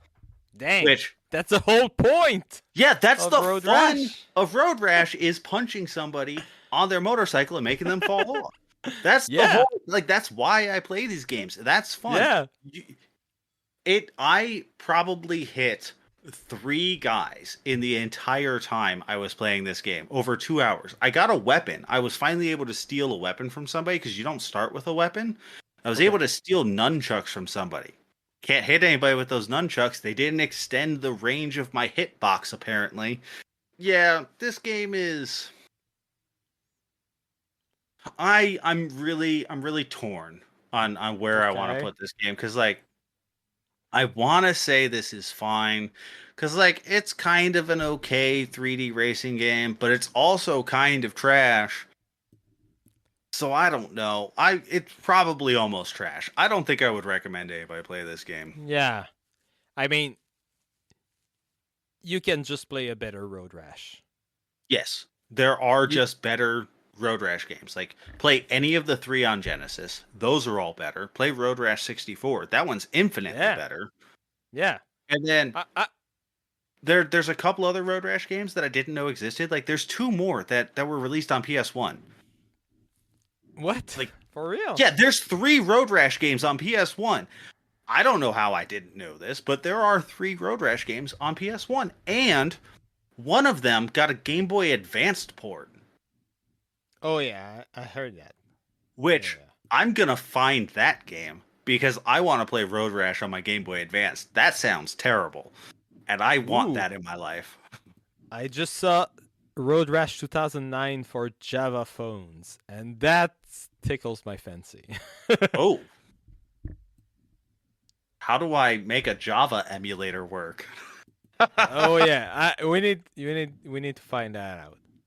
And there's a spiritual successor on Steam, Road Redemption. Yeah, so there's a couple like more modern successors. That's the word I'm looking for. Um, Mm-hmm. I think Road Redemption is the good one. Yeah, there also there are a couple. Road Rage also. They Yeah, both Road released on the Redemption is same. supposed to be the good one. Okay. Um, there's another one. I don't remember what it was called, but there's one that's supposed to be really shitty, like absolutely fucking terrible. Um, if I figure out the name of it, maybe I'll talk about it the next time I play a Road Rash game. Because this is not going to be the last time I talk about Road Rash on this podcast. I'm in a mood right now, and I'm going to be hunting Yeah. down more Road Rash games. So, Awesome. but yeah, let's put this in the C tier. This is almost trash. Like, Yeah, definitely. but you know what? I think I paid like $6 for this complete in box at a CD warehouse, so I'm not gonna complain that much. Even though I Yeah, did complain. it's like yeah, it was worth $6. Yeah, I guess. and it'll stay in the collection. And I'll probably stream it again because it was fun to stream and just be like, "What the fuck is this? Come on now." You didn't have any trouble streaming it with the licensed music? I don't know how that works. Yeah. So it doesn't. Twitch doesn't have a problem with you playing licensed music while you're streaming. They only care that the licensed music isn't there when the stream, like VOD, happens. Okay. Especially when you only have like 2 people in your chat, they don't fucking care about that. If I had a bigger audience and I had 10,000 people watching me and I was playing licensed music, there would be some more repercussions from that. But Mm-hmm. the VOD's going to be deleted in a couple of days anyway, so it's not like it's going to get copyright struck by the 3 people that are going to view the VOD. I don't care. Okay. I've Yeah, never had a okay, problem good. in the past. Okay. Awesome. All right. But like, I have one. I would not upload the VOD to YouTube No, because exactly. then I would have a problem. Yeah. All right. I have one small little game for you today. I said that weird, but anyway. Towerfall. Have you ever played Towerfall? No. Okay, so Towerfall is couch.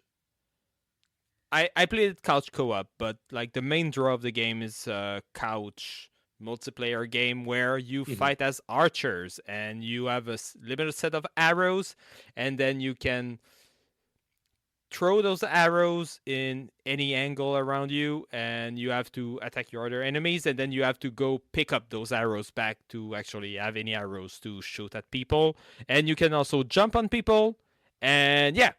So this game originally released for the Ouya in 2012, 2011, when the Ouya was released, and my roommate back then actually bought the Ouya, so actually played this game in its original form on release day, maybe not release day, but in the release window on the Ouya in my home, and I remember having a lot of fun with Towerfall.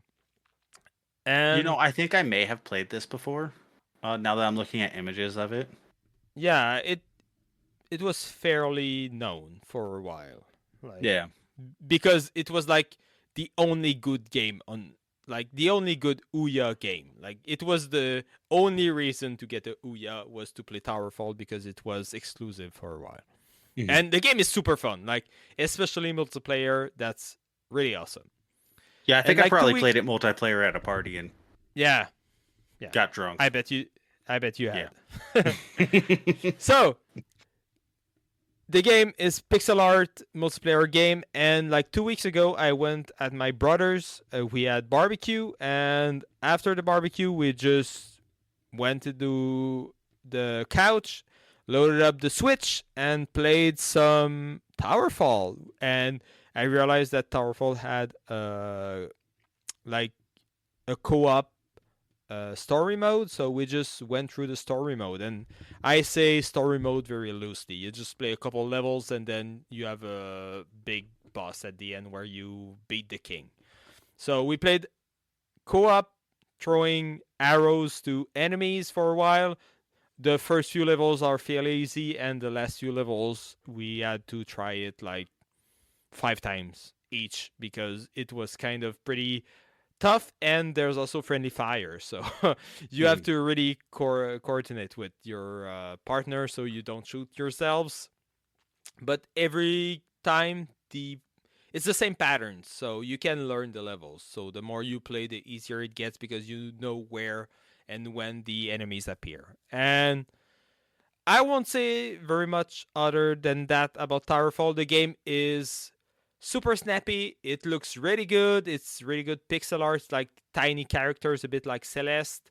There's a reason why it was kind of a hit when it released, and people actually were jealous of the Ouya for a while because it's a really, really fun game. Nowadays, it's available everywhere, and I absolutely recommend it. It's an awesome couch co-op game. It's just super, super fun, and playing through the story mode we had a blast. Like, I never played the story mode, and it was super cool.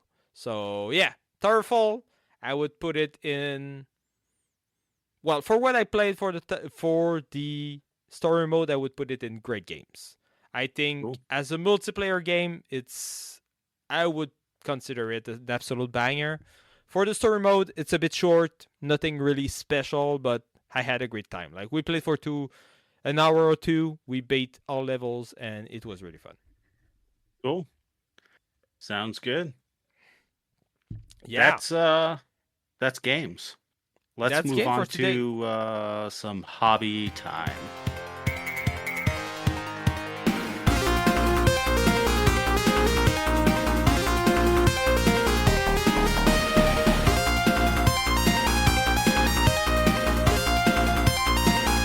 Beer. I just bought.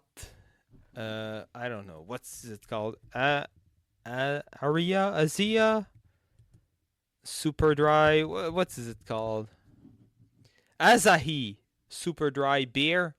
It's a Japanese beer, and the story behind that is that Freezax that I'm gonna talk about in a few seconds. He released a video like last week or something like that, and in the video he drinks one of those. And then, like a couple of days later, I go to the supermarket near me, and for the first time, I see like there's a big pile of those beers, like being like up front in the supermarket, and I've never seen this beer before in my whole life. This Japanese beer is the first time I'm seeing it in Quebec, and it just happens to be like a couple of days after I learned of its existence. So I was like, "Oh, that's kind of weird." And Nice. like, yeah, I was talking with Free Second, was like, "Oh yeah, I love this beer. It's like one of my favorites." So I just went ahead and bought a 12 pack. So Nice. I now have a 12 pack of Japanese beer, and I hope it's pretty good. Cool. Well, why don't you move from that right into this thing that you were doing for Freezax? Yeah, exactly. So I've talked about Freezax at least twice on the podcast. Once because I recommended him in the loot box for one of his videos, and another time because I did some thumbnails for him. And he reached to me. He was like, "Hey man, I have this video. I'm on the green screen. I'm gonna talk about the pronunciation of Arceus, the Pokemon, and would you like to help? Would you like to edit the video?" And I was like, "Yeah, sure, why not? I love editing videos, and I didn't have any videos of my own actually like ready to edit and stuff. So I was like, yeah, why not? I love helping and I love his stuff, so I was happy to help.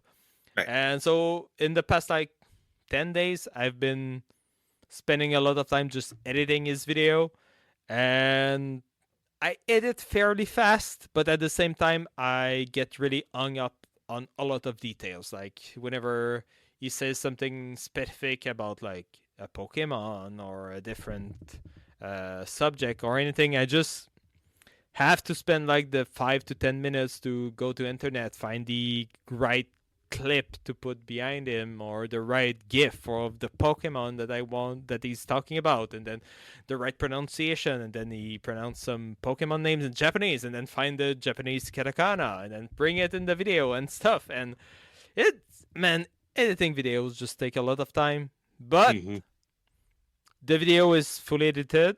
I send it over his way, so it should be his next video that he releases like next week or something like that. So when it releases, I'm gonna share it for sure, so you will be able to see what my video editing was for him. But I was really happy to help, and we're just like getting along as friends. Like Right. it's fun just finding other people that like the same kind of content as you, and he's also trying to learn French, so he's been watching a bit of my videos too to actually help him learning French. I've been adding like English subtitles on some videos so he can cross-reference if he actually understands what I'm saying with my thick Quebecois accent.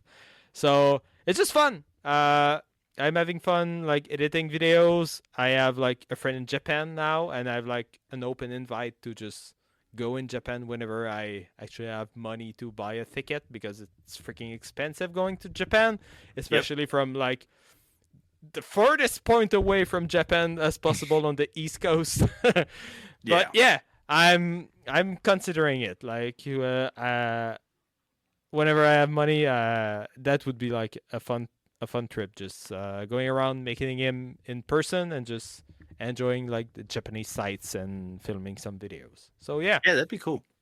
Yeah, for sure. Yeah, I can go ahead and just knock off my second video point. Yeah, go ahead. I let you. Yeah.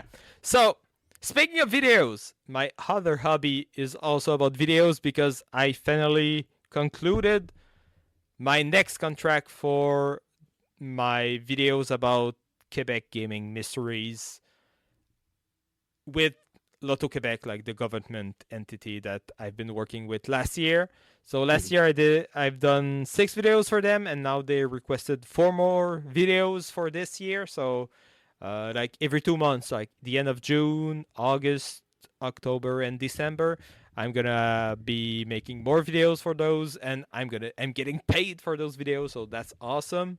I've already like 75% of my scripts are already written, so it's just a matter of actually filming the videos and editing them now. So I've also reworked like my backdrop of my video.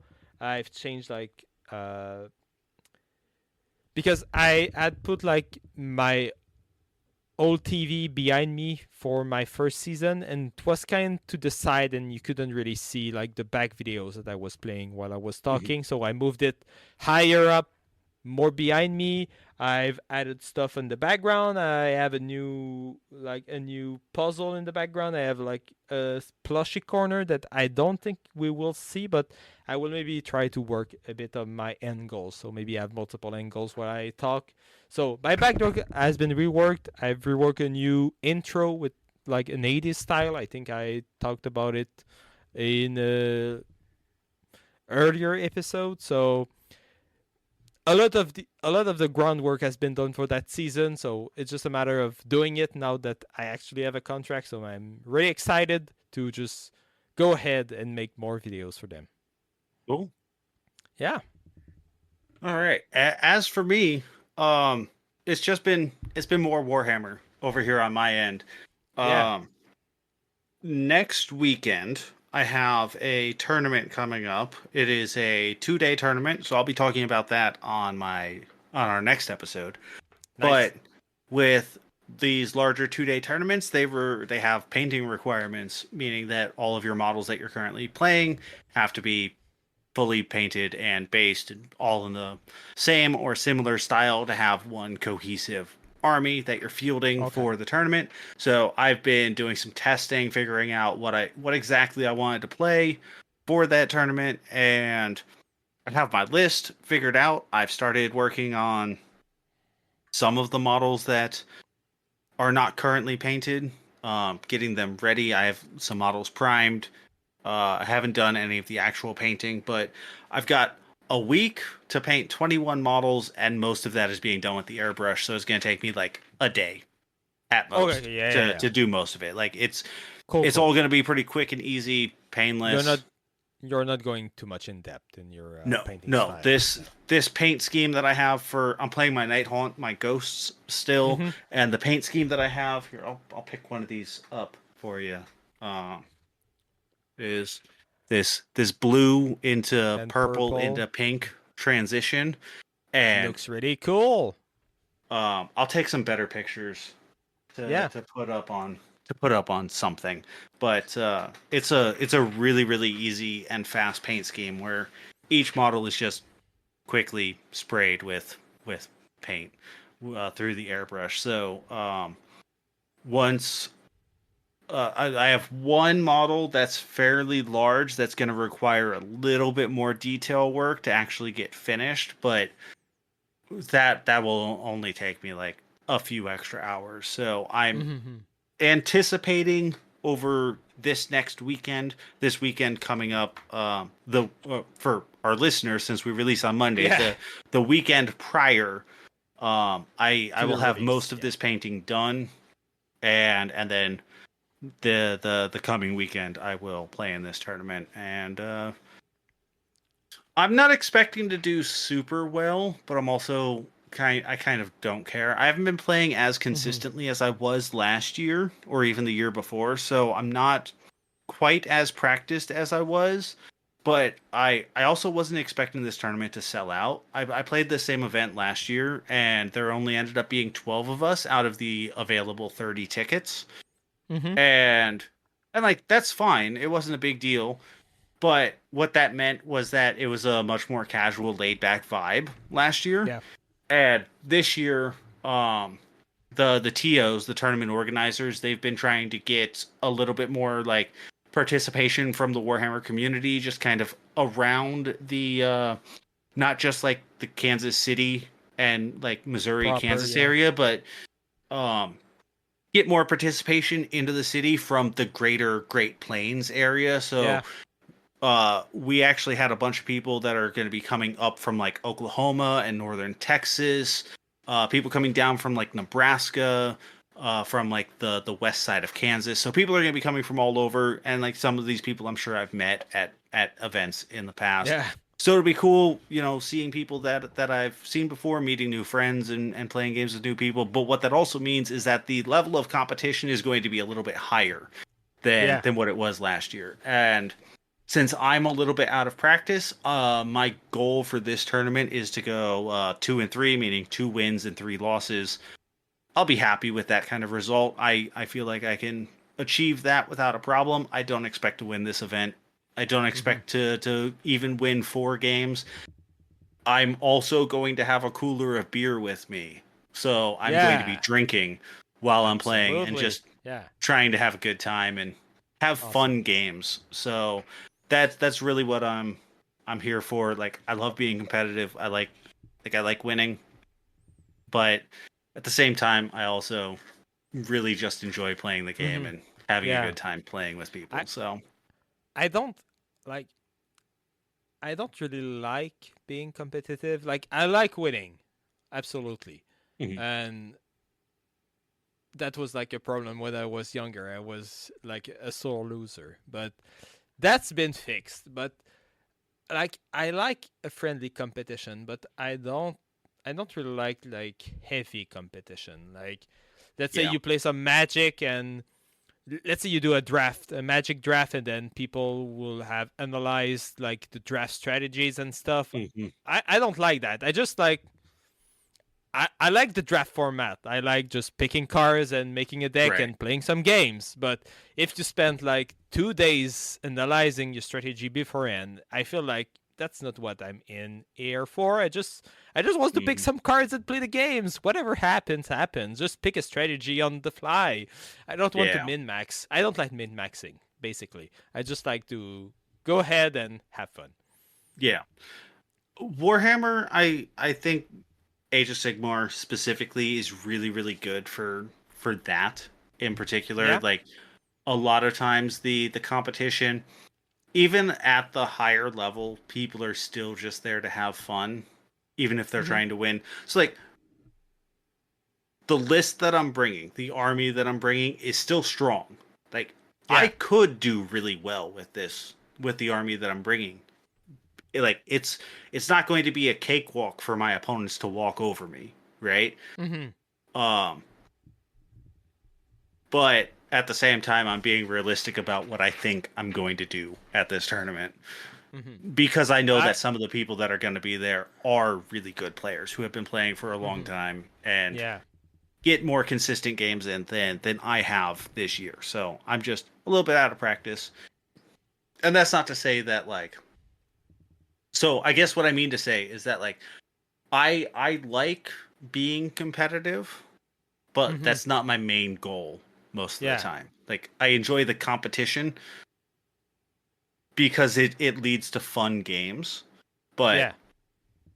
I'm not going in and being like, "Oh, I have to win all these games," and being Yeah. super sweaty about it.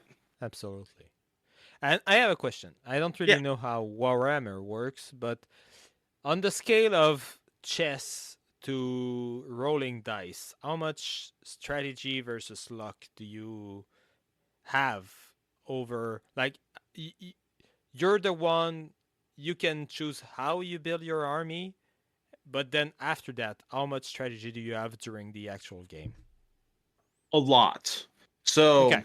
comparing it to chess is very accurate, Okay. in the sense that where where you place your units on the table at the start of the game and where you move them to in the first couple of turns will certainly affect whether or not you're going to win. But dice, the dice factor does come into play. So Okay. a lot of the like, let's say, more competitive, higher level thinking when it comes to the game is thinking about probability and removing the dice factor from uh your potential outcomes. Okay. So what I mean by that is that when you're rolling a d6, you're, you know, average number. So let's take a step back. Yeah. When you're making attacks against an opponent, uh having a general idea of how many dice you're going to be rolling against that opponent is a necessary factor to have in mind. So I'll use the unit that I'm playing a lot of right now, which are Bladegeist Revenants. Their attack profile is that they roll 2 dice apiece, and there's 20 models in the unit, so that's a total of 40 attacks, so 40 dice. And I need to roll threes and threes, meaning I need to roll 3 or higher to hit, and then 3 or higher to wound, to then do damage against my Okay. opponent's defense. And they roll for their defense dice. Hmm. Now, I have various ways of increasing the number of dice that I'm rolling for that attack profile. And they have various ways of like trying to prevent me from being able to get that many attacks into any one particular unit. So target priority and where you're moving those units to and what you're attacking into is very important, because if you're attacking into a unit that has a high defense stat, Hmm. they're going to be much more like if they have a 3 up on their save stat, that means that they have to roll a 3 or higher, so 66% chance that they're going to roll a save. Only 33% of those uh potential wounds going into them are actually going to go through. So let's take another step back for a Yeah. second. Yeah. On average, my unit of Bladegeist Revenants is going to have 60 attacks, hitting on threes and threes, neg 1 1, meaning neg 1 rend 1 damage, a negative 1 to their save, and then 1 damage for each wound that goes through past their save. So I know that out of my 60 attacks, 33% of them are going to miss on average, Hmm. statistical Yeah. average. So Yep. that's going to be 40-ish attacks that are actually going to go through. But I actually have a bonus to that because I have crits, meaning any sixes that I roll automatically wound, meaning I don't have to roll that second set of dice, which is why it bumps it up from like 36 on average out of about 36 as 66% of 60 instead of, and that's why I bump it up to 40. So I should have 40 Yep. dice hitting. And then out of those 40, there should be about 35 that I'm rolling to make a wound roll on threes. So 33% of those are going to miss. So I should Yep. get about 25 to 30 on average attacks going Yep. through at negative 1 to their save at 1 damage apiece. So if they have a 4-up save, meaning that they have to roll a 4 to save, they realistically can't get to more. They can't have a higher bonus to their save than +1, so they'll realistically only be at a 3-up at most, but more than likely at a 4-up, because of that -1. So if they give themselves a +1 to their save, they're going to cancel out my -1 to their save. So they're going to take 50% of that damage. So they're going to take approximately 15-ish wounds out of that total attack. And I have to determine if 15 wounds is enough to either kill that unit or damage it enough to where it doesn't matter that they're going to attack me back. Okay. So it's a lot of Yeah. on-the-fly statistics that I'm doing, Yeah. and I know I'm just like throwing a bunch of numbers at you really No, quick. but yeah. But I get the idea. But and I that's hope everybody happening. listening were taking notes because there's a test on the next episode, Yes. right? That's happening in like 3 or 4 combats every turn for 5 turns in a 3-hour long game. And total of 10 turns, because like I'll have 2 or 3 combats on my turn, and then my opponent will have 2 or 3 combats on their turn, and then we go into the next round. So total of 10 turns, 5 rounds, 3-hour long game. All of these stats are constantly running through our heads if people are thinking about that. Some less experienced players aren't necessarily going to be thinking about like statistical averages all the time. I'm constantly thinking about what my statistical averages are going to be, and I just kind of have them ingrained, especially since I've been playing the army so much. I kind of have an idea of like, this unit's going to do X amount of damage against X save, and I just kind of have that knowledge because I've done it so much at this point. Yeah, it's like chess on steroids. It is chess on steroids, and sometimes the dice are going to shit on you, and out of those 60 attacks, you're only going to have 10 going through, and then it's going to be like, oh well, fuck, I got fucked. But then other times you're going to spike, and it's like, well, now you have 55 saves that you have to make instead of the average of like 35. Good luck. They spiked in my favor. Yeah, exactly. So, and you kind of have to be thinking about that also, because good players better than me are going to say, well, this attack that statistically should be profitable for me may not be, and it may not be the best move to make.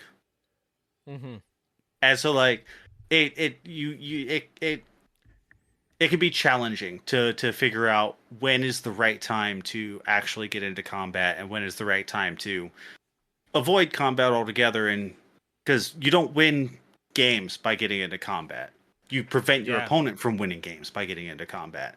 You score points by getting to objectives on the battlefield. So you have to move your units to specific points on the battlefield that are predetermined at the start of the game, and that's how you actually win the game. So you win the game, through movement, but you lose the game through combat. So you have to decide whether or not it's actually worthwhile to get into combat at any one point in time. And sometimes it's better to just say, no, I don't feel like fighting you this turn, and hold all of your units back and just score points and say, you have to come at me. If you want these points back, you have to take them from me. But sometimes that also means, I already control these points. I'm going to attack you so that you can't take them from me. Yep. That's super interesting. Yeah. It's a complex game. Yeah. This is why it takes 3 hours to play one game. And I'm going to have to play 5 in 2 days. It's exhausting, if I'm being honest with you, but it's a lot of fun. Yeah. Awesome. Well, I hope you do well. You have like 66% chance of winning. Yeah, I think I'll do okay. Like I said, I'm aiming for 2 and 3. I'll probably go 3 and 2. Actually every large tournament that I've played in, every 2-day tournament that I've played in, I've gone 3 and 2. So I've won 3 games, lost 2. So that's been my stats, and that's kind of where I sit. I'm happy with that. Yep. And if I continue on that, I'll be happy. If I only win 2 and I lose 3, I'll also be happy with that, just because of like how this year has worked out for me and the amount of time that I've had to be able to play games and whatnot. Because practice games take 3 hours also. Yeah. So, yeah. Absolutely. It's a very time consuming game, but it is a lot of fun, and looking forward to it. Yeah. Can't wait to hear about it. Yeah. But I guess now we should move to loot box. All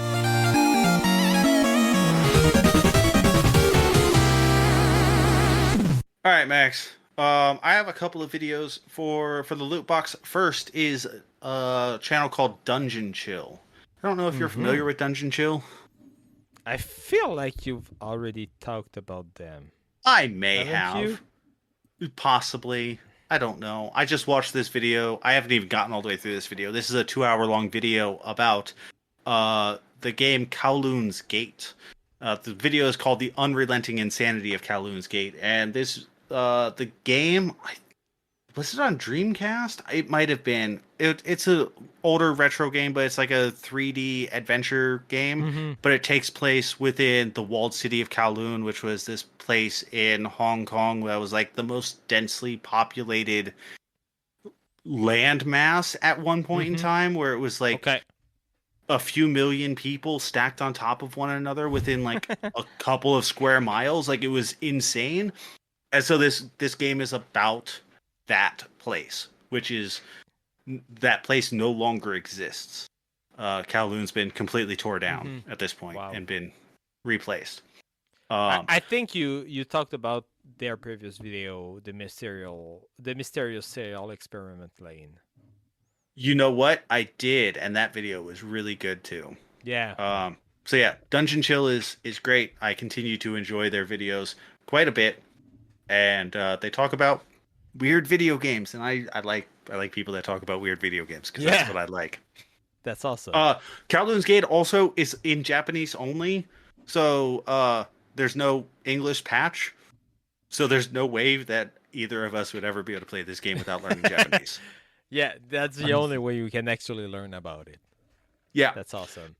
And then second video is from a creator called Lady Emily. She has a video.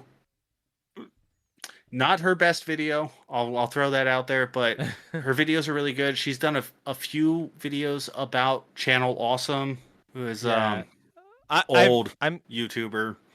I'm subscribed to Lady Emily, and I've watched this video too. Okay. And speaking of Channel Awesome, I met Doug Walker once. Did you? France. Yeah. I have a picture with him. It was right around the time it was right after he killed the Nostalgia Critic. So he was doing demo reel for like a couple episodes. So I met him just like in that slight window where he wasn't the Nostalgia Critic for a while. But yeah. We can say whatever we want about his content. I mean, as a human, he seems fine. Like I met him, it was pretty chill. But yeah. Yeah. I don't have anything personal against Nostalgia Critic, Doug Walker. I don't think Lady Emily has anything personal against Doug Walker. No. She just keeps making videos about him. And I think it's because they get views when she makes videos about him. Yeah, and I mean, and he put up some an interesting weird guy. Content. Yeah, like the content is interesting is the right word, I guess. It's weird stuff. It's kind of badly made too. Like the colors are always bad and stuff, and the jokes are weird. But yeah, I mean it's sincere, I guess. Yeah, I guess he's sincere. Like he seems to be making what he wants to make, and sometimes I just wonder if hiring a sound guy might help him, or hiring a better videographer would help him, or a cinematographer. I know a couple of guys like that. Yeah, somebody who knows how to work a camera a little bit better might help. And like he has the the ability. He could do that if he wanted to, but I think he's one of those guys, kind of like Angry Video Game Nerd, where he wants to give his friends jobs, and like that's fine. I don't have a problem with that, and like I said, I don't have anything against Doug himself, but Lady Emily's videos about Doug are interesting. So this was an interesting video about his pop quiz show that he tried to make. Yeah, what a disaster! Seemed like a fucking shit show. Yeah. Oh yeah, it seems it was like it just like picked people off like Doug Walker fans around the Chicago area and just tried to make a quiz show where they were like the committee. So they just asked random people to make jokes, and it fucking didn't work. And also, it was like a Kickstarter kind of thing, so they did get like thousands of dollars to make this show, and it looked absolutely atrocious. $90,000. Almost 100K, and it looks like something that you could have done for like $1,000 at most. Yeah, at the very most. With a shitty camera and some fucking Party City Halloween costumes. Exactly. Oh yeah. Yeah, I love Lady Emily, and she's done a video also about Plastic Beach. Gorillas. Yeah, about gorillas. That Yep. like I knew nothing about gorillas, but her video was fantastic. Yeah, that was a really good one too. The Gorillas are a really interesting band. Yeah, it's also interesting, but also better. They actually have good stuff out there. Yes. Awesome. Great picks. Chris, on my end, I have 2 videos once again. The first one is I stumbled into this. It just fell into my algorithm. It's by a guy called Torec, and he did a video, Mr. Beast in 1,000 years. And like last year, I got in the groove of actually watching what Mr. Beast was doing just to see what the deal was about. And it's entertaining, I guess. But now that I know that everything is fake, I'm not really following him anymore. But yeah, it's interesting. But this guy did an animation where Mr. Beast is like controlling the Earth in 1,000 years, and every human on Earth is always competing with his life to actually go through life. So every day of his life is actually doing challenges for AI Mr. Beast. And this animation is fucking dumb. It's like the Truman Show if the entity above Truman was Mr. Beast. It's super amazing. It's 8 minutes long, and I love this video. I thought it was fucking funny. Yeah, I never watched any of Mr. Beast videos. I think the closest I've ever come would be like, oh god, what's that guy's name? The guy who did like all those squirrel mazes in his backyard. Squirrel? You know who I'm talking about? No, I have no idea. Oh, he's another like super huge popular YouTuber. Maze. Does like science videos. What the fuck is his name? Mark Rober. Oh yeah, Mark Rober. Mark Rober. Yeah. Fuck Mark Rober, man. I think I hate Mark Rober more than I hate Mr. Beast. Really? Why? Mr. Beast is Mr. Beast. Like, he doesn't hide what he actually is. Mm-hmm. Mark Rober feels like he's trying to be the good guy, but if you just peel back a little bit, he's actually just Mr. Beast, but hiding behind like a good face. That's just the feeling I get. I just get the ick from Mark Rober. I don't know why. He feels icky to me. I mean, like, I don't watch all of his videos, and like, he's definitely trying to shill stuff. Yeah. Which, like, I don't have a problem with YouTubers taking advertisements. Like, if you want to do that job full time, you basically have to take advertisement money. Because I mean, you're gonna have multiple revenue streams. It's gonna be a combination of advertisers, YouTube AdSense, Patreon, merch, Twitch subs, like all of those separate things. Like, I can't imagine the fucking tax bullshit that you have to go through with all those 1099s coming in every year. Like, Jesus fucking Christ. Like, I'm a 1099 myself, and just me by myself with my single contract is already a tax nightmare. I can't imagine having 5 to 10 of them coming in and being like, oh, well, I have to file for all of this. Like, my accountant would be fucking... I would be paying so much money. Like, Jesus fucking Christ. For sure. But that's besides the point. Yeah, that's beside the point. This parody of Mr. Beast is awesome.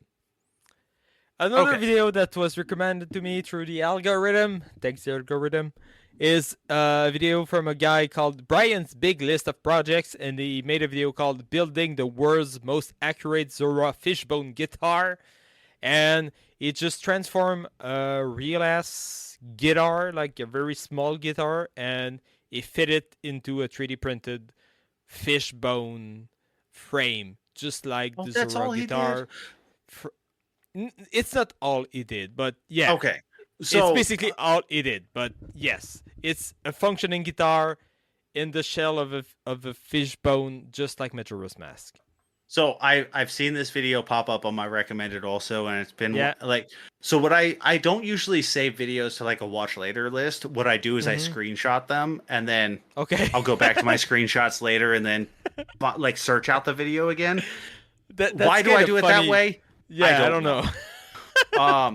But I yeah. have this one saved, and I thought he was actually going to build a guitar, and I'm a little disappointed that he's just like slotting it into a 3D print. Like, I'd rather see somebody Yeah. actually just build a guitar, like actually be a luthier and build a fucking instrument that works. Yeah. You know? Yeah. Because like you could do that, you could just do that. But Yeah. I mean, you'd have to have all the knowledge of how to build a guitar, I guess. Yeah, exactly. I still think the video and the way he actually tried to make it so it's comfortable to play and everything is interesting. So I would I'll still still check it recommend out. yeah, I would still recommend the video. I think it was super fun, and I love those kind of videos where people are just making shit up. So that's it tickled my fancy. It was pretty fun, and yeah, go check Brian's big list of projects. It was a good video. All right. Good stuff. Let's move on Yeah. to emails.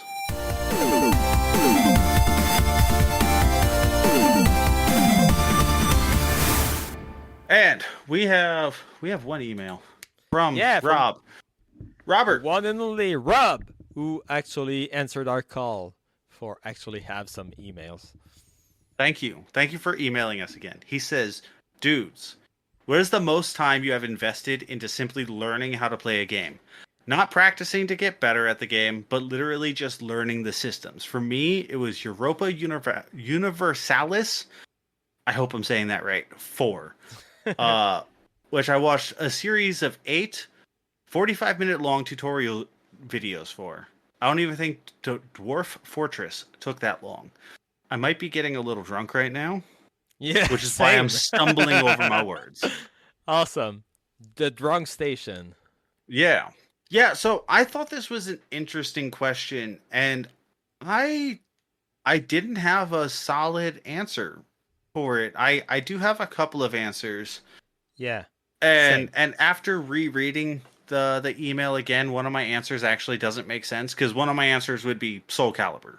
Like, I'm just gonna throw that entire series into one category, because all of the Soul Calibur games kind of play similarly. They're all 3D fighters. They all have a parry mechanic and everything like that.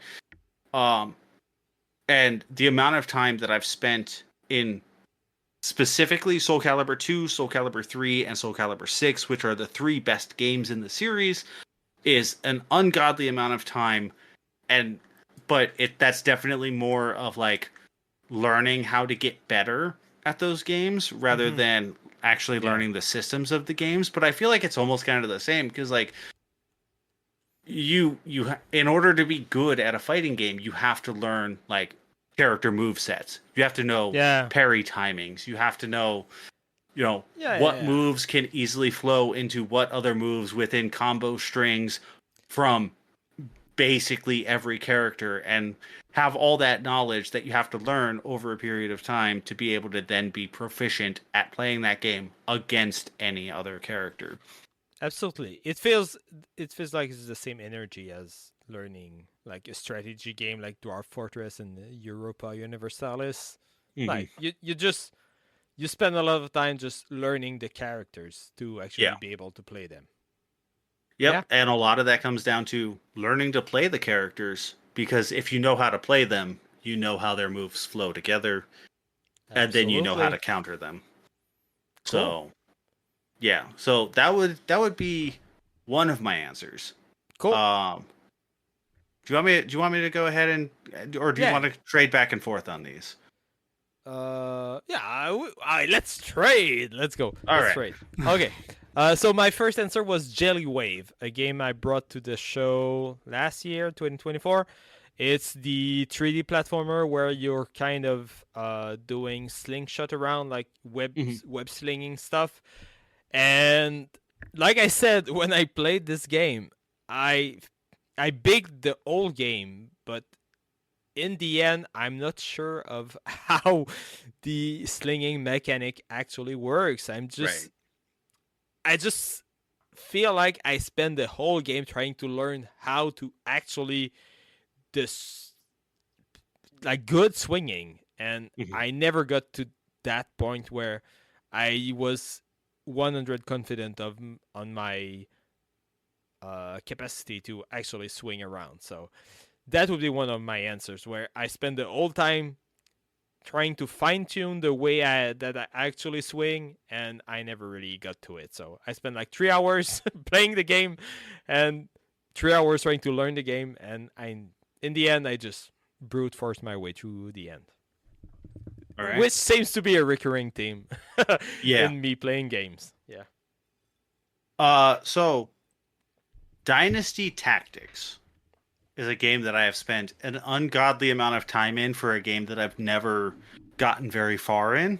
Okay. Are you familiar with this game? No, and it seems like an oxymoron. Like, how can you do a dynasty games but a tactics games at the same time? Okay, so it takes place within the Dynasty Warriors universe, but it's Okay. a tactical strategy game. So Uh huh. whenever you get into a battle, it's grid-based combat and you're moving armies across the battlefield, across the grid, rather Mm-hmm. than individual units. It equates out to the same thing essentially at the end of the day. Like that particular squad has 1,000 health, and that means that it has 1,000 men within that unit.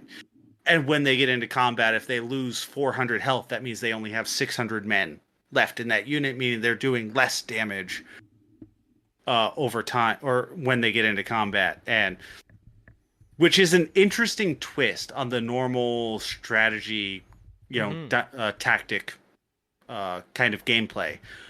But on top of that twist to the normal grid-based tactical gameplay, it's also like a Kuwait game Mm-hmm. where like Nobunaga's Ambition. Yeah, yeah, So yeah. you're having to move around on this map and do city strategy stuff at the same Uh-huh. time and then get Uh into combat, and your combat encounters are hour-long grid-based strategy combat games. wow. It's insanity. This game is wild. Apparently there's like a kind of sequel for Vita, PS4 and PS3. Oh, is Dynasty there? War Okay. Yeah, Dynasty Warriors God Seekers, which Okay. seems to be exactly the same, like a tactical role-playing game, but in the Dynasty Warriors universe. But also with like Yeah, also like the grid-based thing and stuff. yeah. Yeah. Yeah, so I've only played the ones on PS2, so I Okay. can't speak for that one. Yeah, but But I thought you might be interested in hearing I more of am. Yes. it.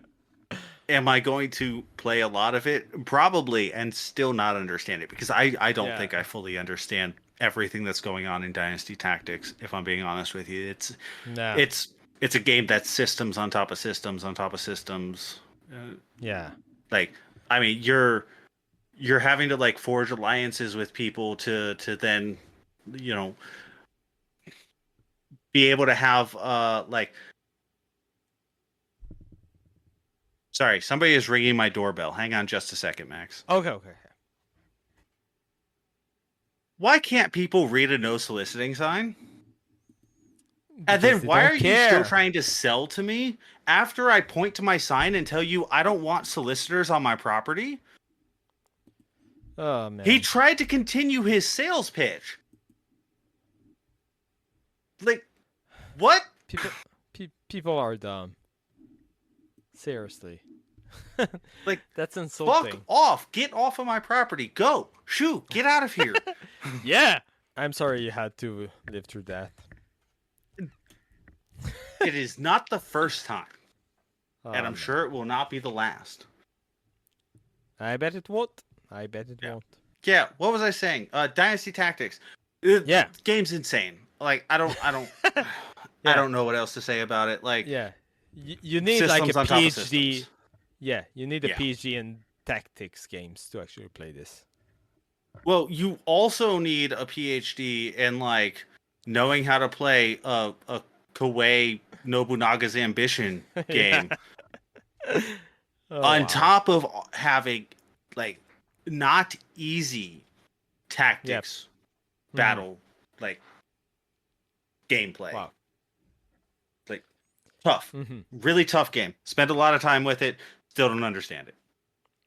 Okay, I have something a bit easier to understand, but back in the day on the GameCube, my dad and I were trying to beat all like the challenges in NHL 2003.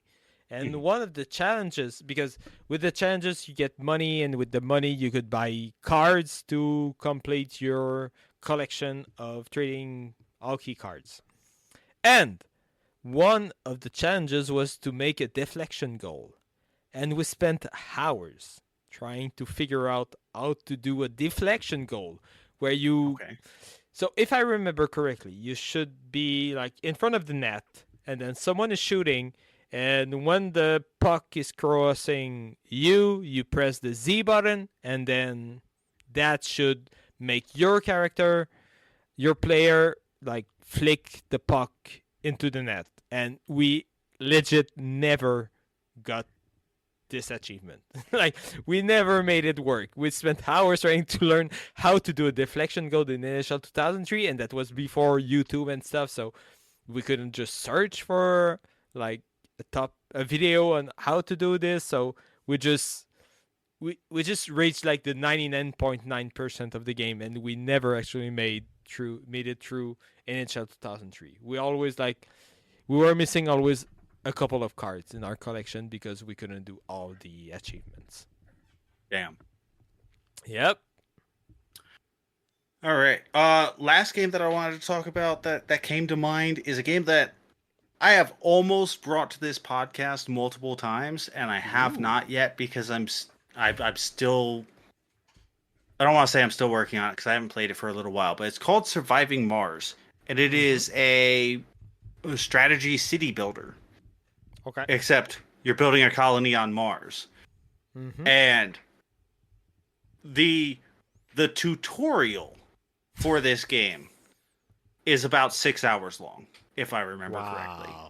Incredible. Because there's, like in a lot of city builders, there's a lot going on, but there's so much going on because you're not building a city, you're building a colony on Mars, and you have to spend time waiting for resources to come from Earth to Mars. Yeah. While also trying to make everything on Mars still happen. It's an insanely fun game, and I really, really enjoy it. When I finally am able to win a map and like actually beat this game, I will bring it to the show and like talk about it in depth. I have notes on my tablet that are like awesome, 15 paragraphs long at least. Like Wow. Because it's like it's impossible to like take this game and try and shrink down what it's doing into like a small section. Like you can't talk about this game for 5 minutes and even get across a little bit of what it's trying to do. Because everything is so intertwined with one another, and all of its systems are just intermingled and crisscross with one another, and like trying to survive. But also you have robots, and you can just do a lot of things with robots. But then you also need colony. You know, you need colonies, you need humans there. But like, how much do you want to focus on those humans? Like, do you want to Like, are you only needing scientists? Are you only needing botanists? Do you want to only bring botanists to Mars right now?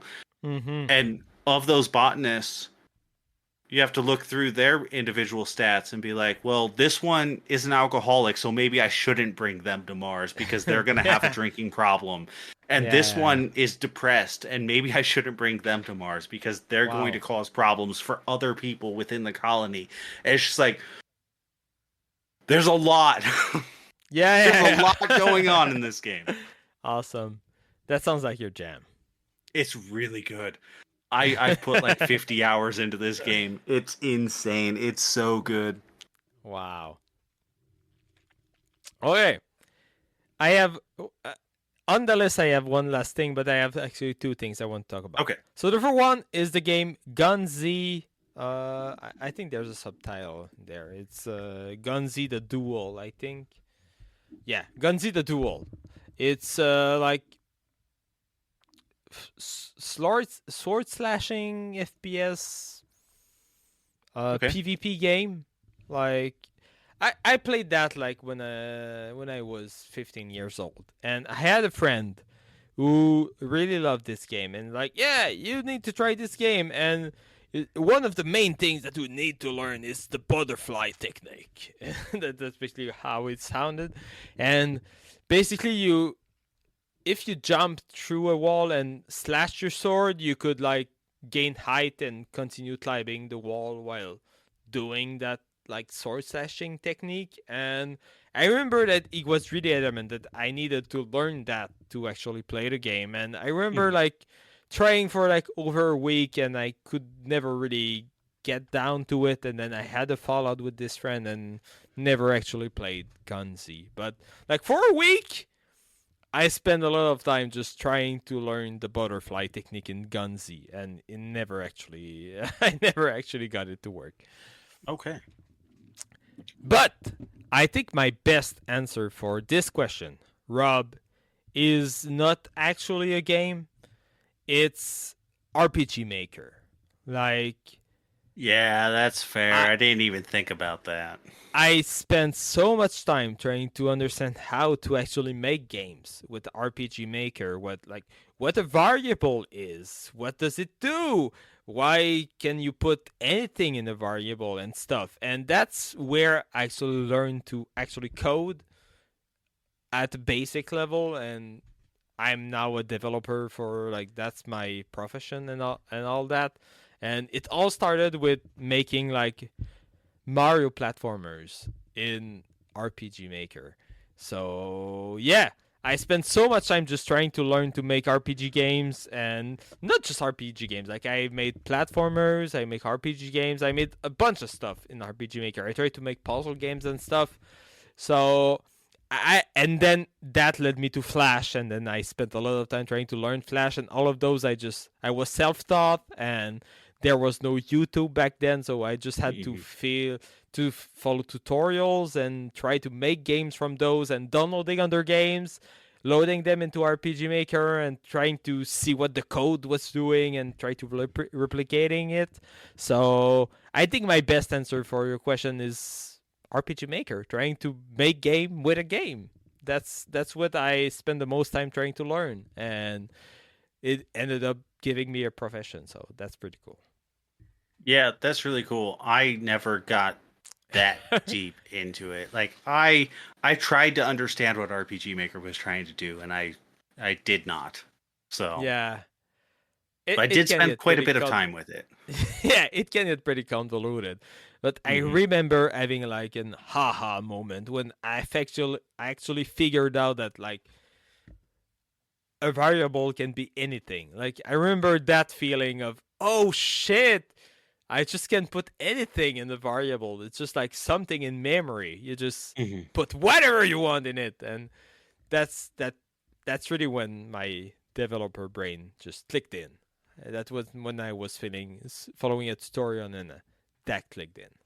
And Right. after that, yeah, I made like I made like a Metroid platformer in RPG Maker, which was nothing like Metroid, because I never played the Metroid game at that point. I maybe played like the first Metroid on NES, but like for a few minutes and all. So basically, the game was like Donkey Kong Country with Metroid sprites in RPG Maker. It was like the weirdest game ever. But yeah, I did that. You should remake that game. Yeah, yeah. I should remake that. I should release that on itch.io or something. Yes, do it. I will play it. Awesome. All right, thanks Rob for the email. That was pretty interesting. And yeah, thanks, I Rob. guess that was another episode of the Trash Station, right? It was. We would also like to thank Heath Aldrich, a friend of mine, for our intro and outro music. You can find a link to all of his music on his Bandcamp page at heathaldrich.bandcamp.com. And we would also like to thank RainbowSavvyDesigns for our logo. Links to both of their works will be available in the show notes. You can find me on Twitch at twitch.tv/scotchandhobbies. I usually stream every Monday and Wednesday around 5 or 6 p.m. Central Standard Time. You can also find me on social media if you want at Scotch and Hobbies. Yeah, if you want to play some of my games, but not the Metroid game for now, you can check my itch.io page at itch.io. I don't remember. Did I fix it? No, I think I fixed it for you. It's potomax.itch.io. Yeah, okay, yeah. At potomax.itch.io. Thanks, Chris. At potomax.itch.io. Otherwise, you can see what I'm playing on Blusky at Potomax. And if you speak French, I have a ton of video on the good old YouTube at youtube.com/jeuxbière. And you can find the show at the Trash Station Pod on Blue Sky. And if you search Trash Station, you're probably going to find us on whatever social media, but Blue Sky is the one that we use the most. Yeah, absolutely. Thanks, Chris. That was really fun, and see you in 2 weeks. Yes, sir. We'll see you in 2 weeks.